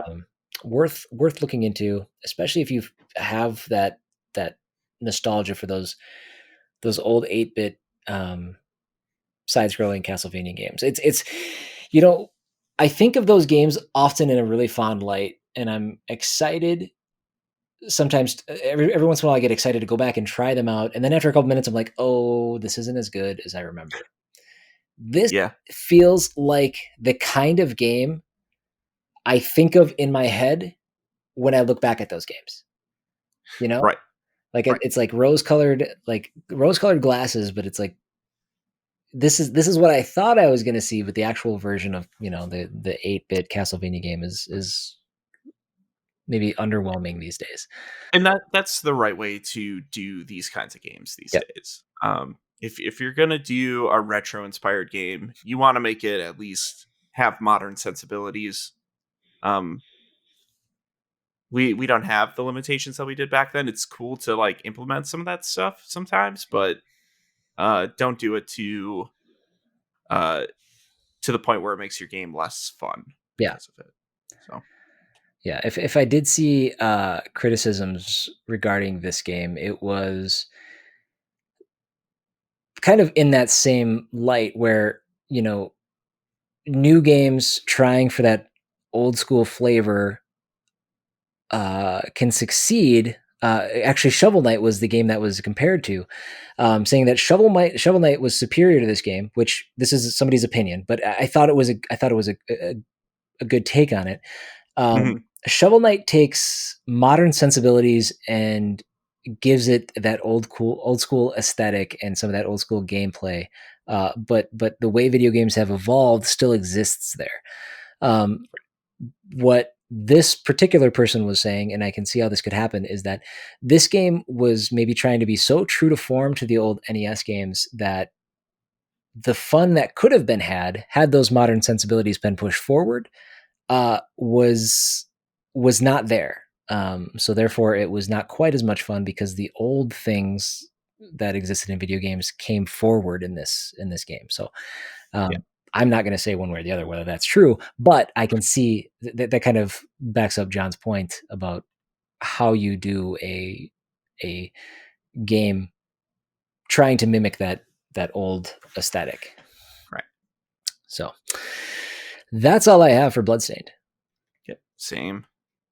Cool. Should we move on to our final game? Please. Awesome. This is a game I'd never heard of prior to the show. So it was it's always fun researching. I haven't either. Especially after I saw the box art. I was like, I'm all in. Let's learn about it.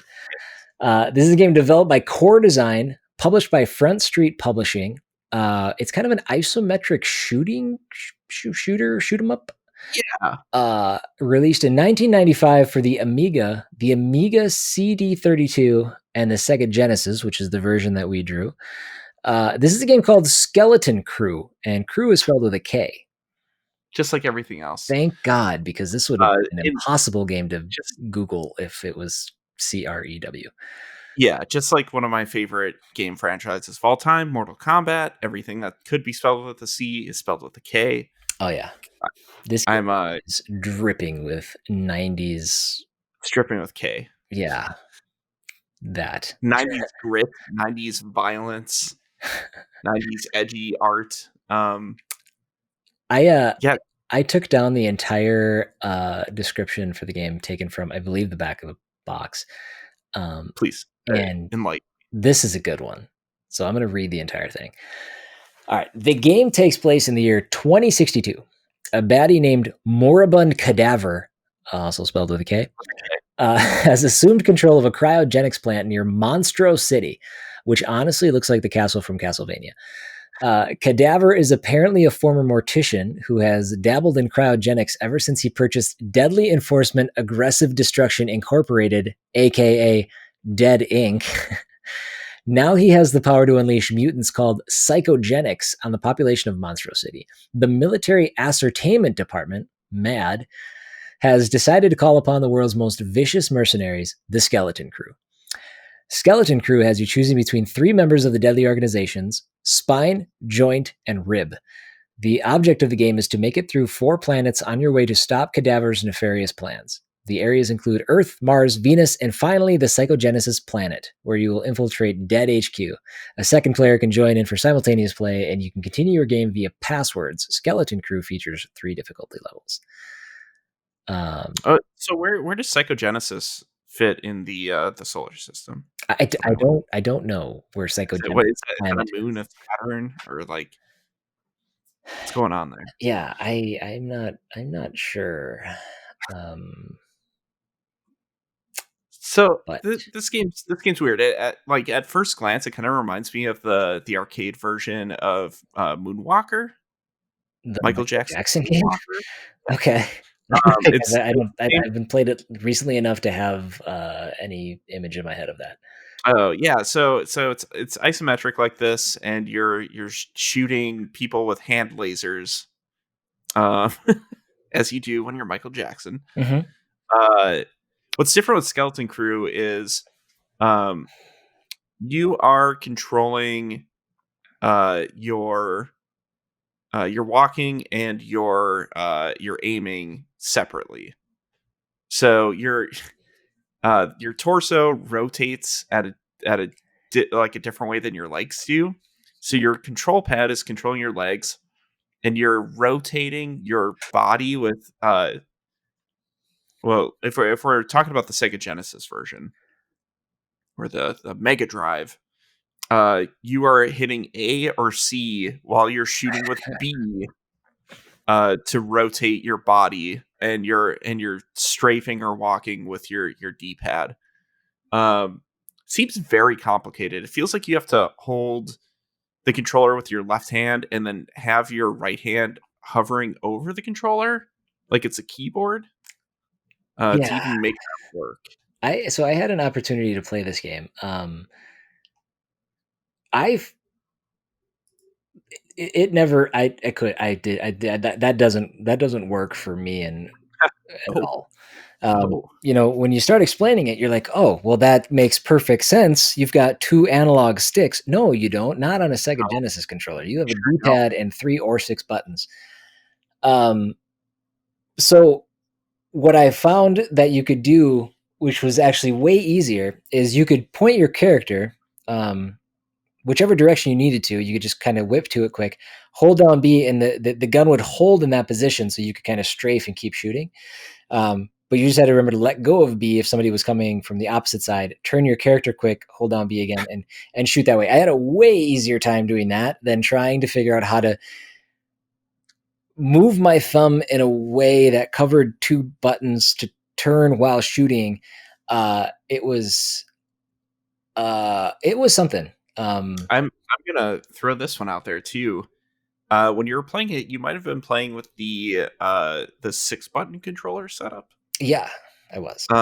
Which is different from those people who played with the standard Genesis controller, which only had three face buttons.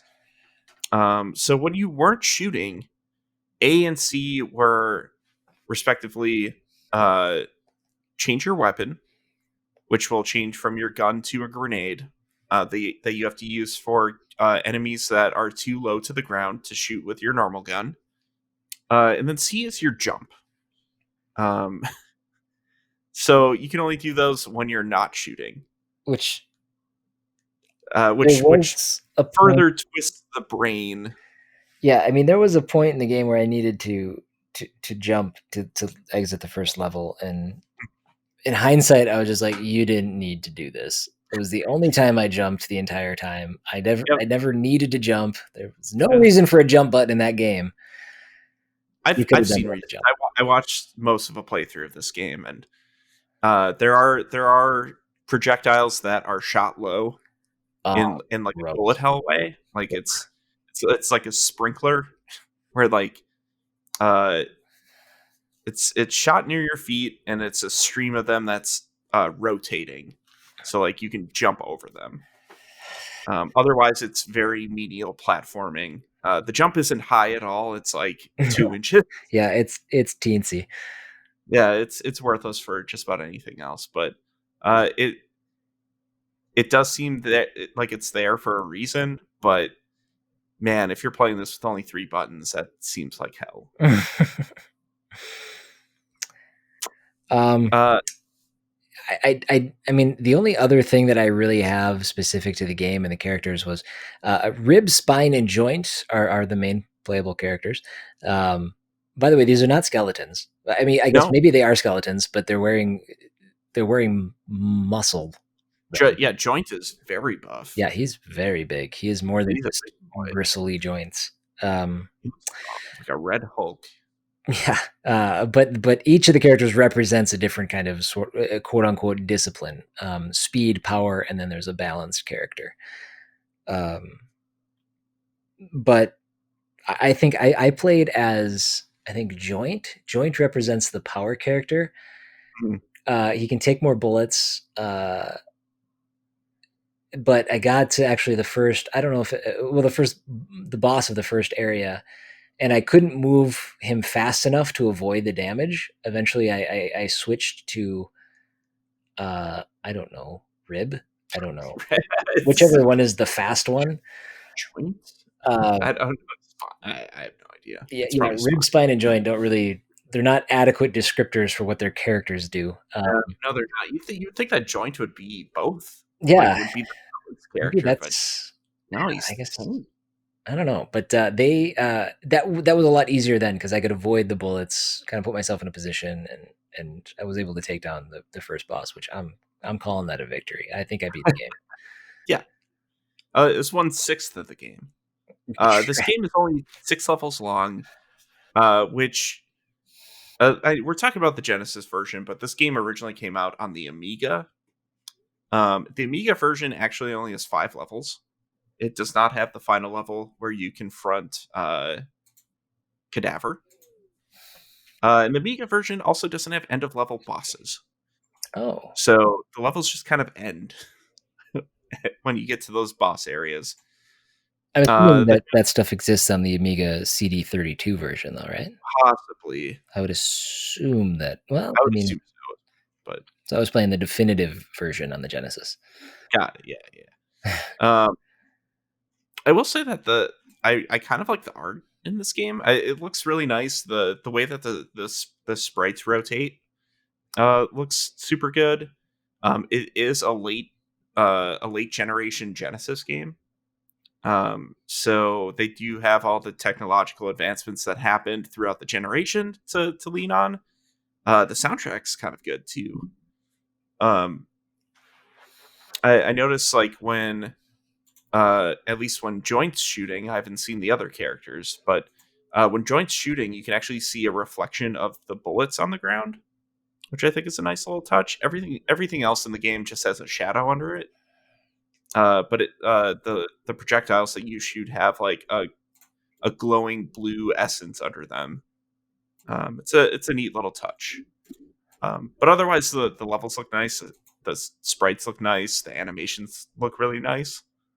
The bosses are large and gross looking and detailed. Um, they were really pushing a lot of the Genesis hardware at the time, I think.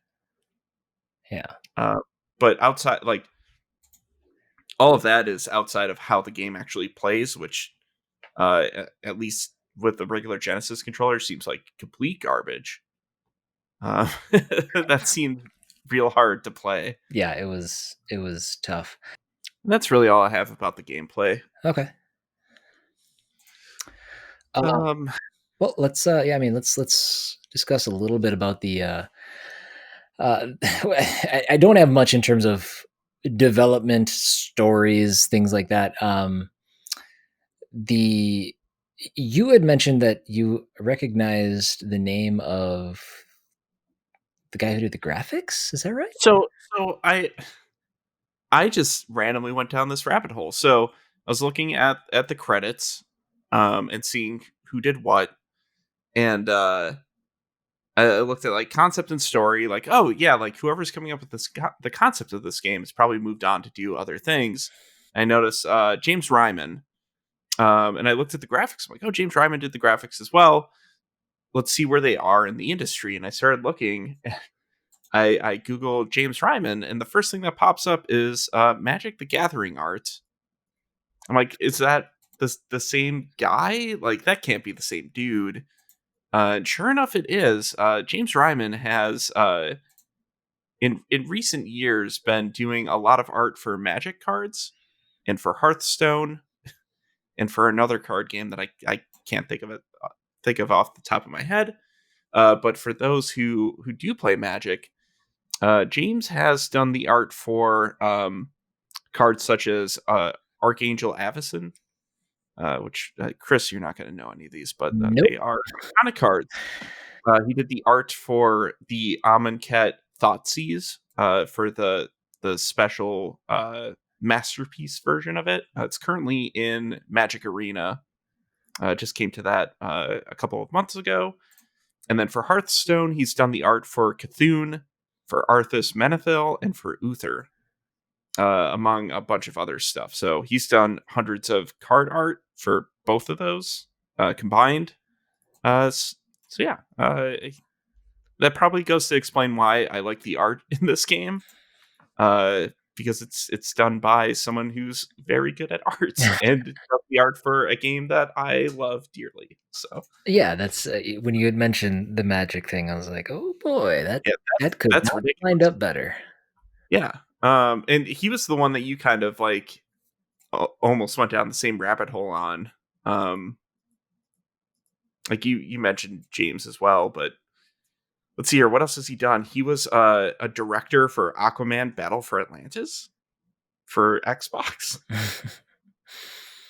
Um, he did design work for Robotech the Macross Saga for Game Boy Advance, which I heard was pretty good. But otherwise, for like video games, he's done art for some things. He did additional illustrations for Magic Duels and Duels of the Planeswalkers, Magic 2015, the video games. But otherwise, a lot of the stuff has been. I think he's just doing his own art now, and making a living that way. Yeah, that's I cool. think, I would have looked at all that stuff and been like, oh yeah, obviously it appeals more to you and fans of Magic than it would have been me. So I yeah. also went beyond that and kind of looked through a couple other people. There weren't a lot of credits available on Moby for this. There's like, No, I don't know, it's a. 50. I mean, there were like 15 people that worked on the game, Yeah, if so that. I found two more that have been doing some work more recently. Hmm. The first is Robert Churchill, who, let's see, let's find Skeleton Crew in 95. So prior to Skeleton Crew, he had worked on Chuck Rock, Sure. Yeah. Pitfall, the Mine Adventure. Mhm. And then as we go forward, he had like he did some, what was Crash of the Titans, Crash Mind Over Mutant. Are those are Crash Bandicoot games? Those are Crash Bandicoot games. Yeah. Okay, that was in 2008. Then he like didn't do. It doesn't have any credits for 8 years. Then he came back and was working on Gears of War 4 and Gears 5. Oh wow. He did gameplay design on both. Oh wow. So you must be working for the coalition. Yeah. Yeah, I guess he's credited to Microsoft Studios and Xbox Game Studios. But Gears 5, Awesome. obviously 2019, so he's still active in the industry. And then there was another person that I found, Troy Horton, who, when he was working on Skeleton Crew, he was doing testing. I don't want to say just doing testing. It's an important role. Yeah. But he has, let's see, 95. Let me find it here. Okay. So then he had gone on to do some work on Tomb Raider 96. Yeah. And we should mention uh, Oh, Core Design, yes. who developed this game, was rolled into IDOS early. I think it was in '96. It was the year after this game came out. Yeah. And they had worked on a lot of Tomb Raider stuff. They worked on Tomb Raider 2, Tomb Raider 3, Fighting Force 2, Tomb Raider: The Last Revelation, Tomb Raider Chronicles, and then it all led up to Tomb Raider Angel of Darkness, which was a famous flop in the Tomb Raider franchise, where the series kind of went dark for a few years, and that's when Core was kind of put on the back burner. And eventually was sold off to Rebellion, who we talked about a couple of weeks ago. They're now known as Rebellion Derby, or they were until 2010 when the company was shut down. Yeah. So yeah, with Troy Horton making a switch and working on Tomb Raider, that kind of makes sense.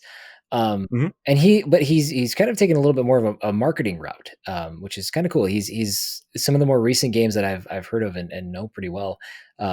He's done some stuff with Golf with Your Friends, Mm-hmm. My Time at Porsche, Moving Out, which is very recent, this year, in fact. Very, very recent. He also did some marketing with Neon Abyss. So he's Blasphemous. Did business development with Blasphemous and Ukulele in the Impossible Lair. So he's been very busy on the marketing side of video games, Mhm. which is kind of, it's one of those things that we don't think about very often. We look at developers and we talk about them, but it's again, got his start testing games. Skeleton Crew was one. Play tested Wonder Dog, Universe, Darkmere, Bubba and Stick, BC Racers, Skeleton Crew, and then worked his way up and kind of found his niche within video games and is still working to this day. So very cool. It's great. I found a used copy of this game on eBay for $8. If you want to give it a shot on Genesis. Yes. I kind of do. You know what? I would really like to see just this version of the game put onto a modern console. Put like shoulder button support in for like turning your character, or make it a dual analog thing. Yeah, that's the play. I think it could be pretty fun. I really like the way that this game looks, and I think if they nailed better controls, I think it could be really fun. Yeah. Well, there you have it. There's our new standard 3 games. 3 games in and out. Yeah. Nice. We're still at like over 2 hours. We are. We had 2 hours, but we had to kind of, I think this will be the higher end, kind of explaining some new things, some new concepts. Oh, totally. Yeah. But the thing that I think I like the most about this is that all 3 of those games, I never felt rushed. I felt like I could. Now, granted, this was a weird week, so I felt a little rushed on Skeleton Crew, but I also knew I was going to have a chance to play it. So that's the thing. Not feeling rushed and feeling like what we're presenting is as much stuff as I could find. Yeah, it's good, solid information about games we haven't really talked about or played before. So exactly, very very cool. So John, yes, should we do a miniature version of Rankum? I think we should. And now it's the average version of ranking them. I think the average version. I mean, because this is just how it's going to be going forward. Yeah. I guess this is the we are ranking them from 3 to 1. This is rank them. You went first last time, so I'm glad that you're keeping track of that, because every week I think it's really and I never know. It's really the only thing that I'm good at is keeping track of who went first, who went second. Come now, you heard me forget names that you read off to me 3 times in a row earlier. That's stuff to stick. This will, though. There was like 2 whole names. You can't be expected to remember all that. Robert. And rare names, my God. And Sidolphus. Those were not even the names. Nope, that was so number 3 this week. Unless something were to change control wise, Skeleton Crew is going to be my number 3. Like I said, I really like the art. There's something very Genesis about it, in the graphics and the audio, and a lot of that is just so good. But I don't think where it's at right now, I would have very much fun playing it. So Skeleton Crew, I'm sorry, joint, spine, and rib, but you 3 are at number 3.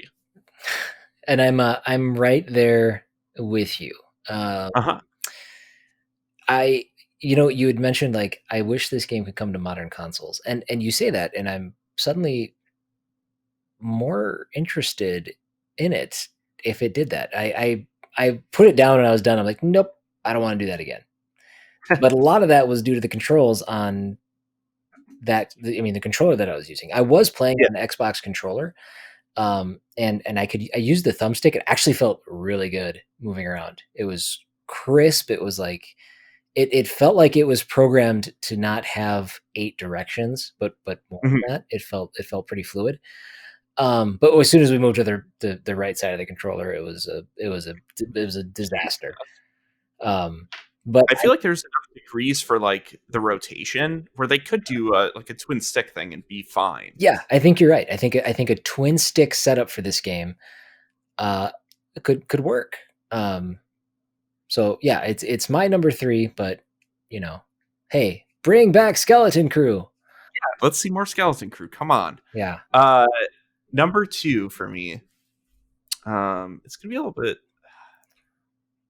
This is tough because I feel like the remaining 2 games are both high up there for me wanting to play them. I purchased them both. I think number 2 is gonna be Corpse Party for me. And it's mainly because it's a genre I don't play very often.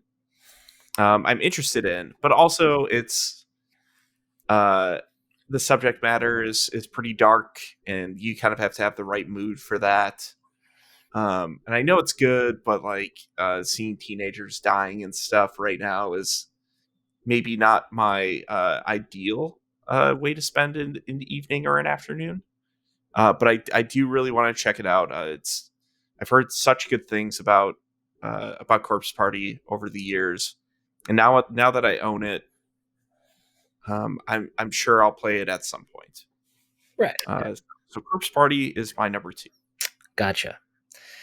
I was a little nervous after our number 3s that I was like, oh shoot, with only 3 games, there's a good chance that we keep having the same games in our. Oh no, never. We are different people, Chris. We are completely different, and it shows because my number 2 is Bloodstained. I do want to try this game. Like I said, the aesthetic, the visuals don't do anything for me based solely on screenshots, which is not fair. I think I need to experience the game. I've gotten more into side-scrolling, platformers, I guess, as of late. I don't know if I will feel that way about this game still, but it is my goal to at least give it a shot at some point in the future. It's I'm very middle of the road on that game. Yeah. So cool. And that would leave. Yeah. My number 1 is Bloodstained Curse of the Moon 2. I like the NES aesthetic. I like that it's making a modern version of those games, using the characters that are in Ritual of the Night, and I also the previous Curse of the Moon. It's a very smart marketing ploy, and making a game that people think is good as well is also a good marketing ploy. I'm excited to see what it's like. I am very in the dark on early Castlevania games. I played a little bit of like Super Castlevania 4, but not very much. So how that all plays, how that feels to me is something I don't know yet. But I like the character variations. I like the characters themselves from what I've seen. The bosses seem cool. I like the simplicity yet the complexity of an NES game. Where limitations of the hardware breed creativity for how to implement the game. And I think Curse of the Moon 2 is being faithful to those old Castlevania games, and I would like to try that more than the other 2 games today. Very cool. Mm-hmm. And that leaves me. That leaves my number 1 for you. Yes. Corpse Party. I didn't know what this game was, and I'm going to ask you this question, John. Of your 1, 2, 3, knowing what we were coming into this week, did your research change your mind on anything, or is it in line with what you expected? It's kind of what I expected. I knew I'd be interested in Bloodstained and Corpse Party. I had no idea what Skeleton Crew was, but I'm actually more interested in Skeleton Crew than I thought I would be. Okay. Especially after watching like most of a playthrough of that game. Really, it's just the controls that are holding me back from that. But Bloodstained, I feel like, is a game that I could jump into more easily than a Corpse Party. But Corpse Party is a game that I've heard so many good things about that I don't think I can go forever without playing it. Gotcha. Okay. Yeah. So I had the complete wrong idea of what Corpse Party was. I just had it in my head that this was a visual novel, which is almost immediately something that just doesn't interest me. It's like yes and no. It almost seems like it's presented in a way that's not a visual novel. Yeah. It's yeah. I Sorry, think go on. well I think like finding out the top down, exploration adventure aspect of most of the game Mhm. was uh, a shocking revelation. I had no idea that kind of that was part of the game. Which and that's not all I'm. I mean, I thought it was going to be tons of reading in a visual novel type presentation, character on one side, character on the other side, constantly reading. And then, like, selecting things from a menu. Yeah, something Yeah, very just not super interactive. But right. the idea of this game is so intriguing to me. Not only did it go from likely number 3 on my list because I thought Skeleton Crew's box art looked dope. Yeah, yeah, yeah, uh, it's got good art. Whatever it was going to offer was going to be more than a visual novel to me. That not only is it my number 1 game of the week, it's going on my list of games that I'll potentially be streaming on my channel. It's great. I thought it was. I was super excited to learn more about it. I limited myself a little bit to because I do want to experience it for myself. Mhm. So yeah, I'm all in on Corpse Party. It will be something that I'm looking forward to experiencing at some point. That's awesome. Yeah, Can't wait till you do it. yeah, me too. There you Well, go. it's episode 9. There it is. It's in the bag. The last episode of Procedurally Generated of 2020. That's right. Maybe one of the best things in my life to come out of 2020 Yes. is not this episode in general, but I mean like the podcast and doing this. It's been a lot of fun. I'm sorry it has to stay in 2020. Yeah. I'm sorry we can't carry this over to 2021, Chris. It's I know. just impossible. I know. It's just it's how the world Everything in works. 2020 has to stay here. Yep, it's actually illegal to Well, it's been carry fun. this into January. Oh well. Of course, we are doing this again next week. Yes. Big old Uh, episode number 10. Double digits is coming up.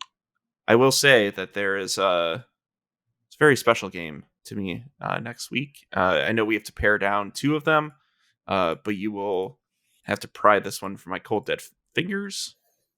I haven't looked ahead. I gotta see. Also, it's fitting that this is the 10th episode, considering what that game is. Chris, we will talk about it after the show. Oh, Let's thank some patrons. let's thank some patrons. But before we thank some patrons, let's Oh, make sure that anybody who wants to fill us in on what they think of the games that we featured today, let's make sure that they have a way to do so. You can reach out to us at pgshowinbox@gmail.com. Reach out to us at the Twitter, PG_show. We have our Patreon is a great way to reach out to us. Patreon.com/procedurally generated. We have our Discord, which will be linked in the show notes below. And then I stream very often, full time currently, 7:30 a.m. to 3:30 p.m. Pop in at any time, ask me questions about the show. John streams slightly less often, but he's still like once a month right now. It seems. So you've got to absolutely get in there. We are moving into a time of the year that I like to call January. It's my birthday month. I think I'm going to stream a bunch in January. So Nice. I have a lot of studio stuff to set up. I have new lights. Ooh. I have potentially new microphone gear. I just need to get a new microphone to use it. There you go. So lots of stuff happening in Casa del Carson. Very exciting. Now we should probably thank our patrons. Yeah, please. Let's do it. So, we are still, as the meme implies, $10 away. From our $100 goal. We'll get there. Mm-hmm. We will absolutely get there. But we need to thank the people that have gotten us this far. Jody Morse, Mecha Sprite, thank you guys as leading the way as platinum supporters, $25 tier. XGen, gold tier supporter, really wants me to play Bug Snacks. He has the points. He just needs to pull the trigger. So if he pulls the trigger on that and then I pull the trigger, who wins? The first person to pull the trigger. The person who doesn't, the second person gets their points back. Oh. But now you also have to wait until I finish one of the 2 games I've started. So, dang. Our $7 silver tier, Katie Weber, my wife, Lone Wolf, Tim G, and Tori Glumac, all amazing supporters. And then our 3 bronze supporters, Aussie Gamer, Jason Daphnis, and the one and only John Carson. Yeah, it's me. Hi. Thank you guys all for your support. I mean, thank you all. And as people that have been supporting the channel, please let us know if there's anything that we can do to make this better for you. Mm-hmm. Okay, we're open to suggestions. Absolutely. What filter do I have? I'm not missing somebody, do I? Am I? No, we're good. Okay. I thought I had a filter like taking somebody out of the list here. But yeah, that's all we've got. The last thing that I ask and that I end with every time is if you enjoyed the show, please leave us a positive review on whatever app you are listening to this on. It means the world to us. We are just going to keep getting better. We are going to keep churning out show after show after show. And we hope that you guys enjoy it. Anything else you'd like to add, John? No, I hope everyone has had a great holiday. Yes. And I hope everyone has a wonderful and safe new year. Yes. And hopefully next year turns out to be a better one than 2020. There's a lot of ups and downs. But I don't see how it could get worse.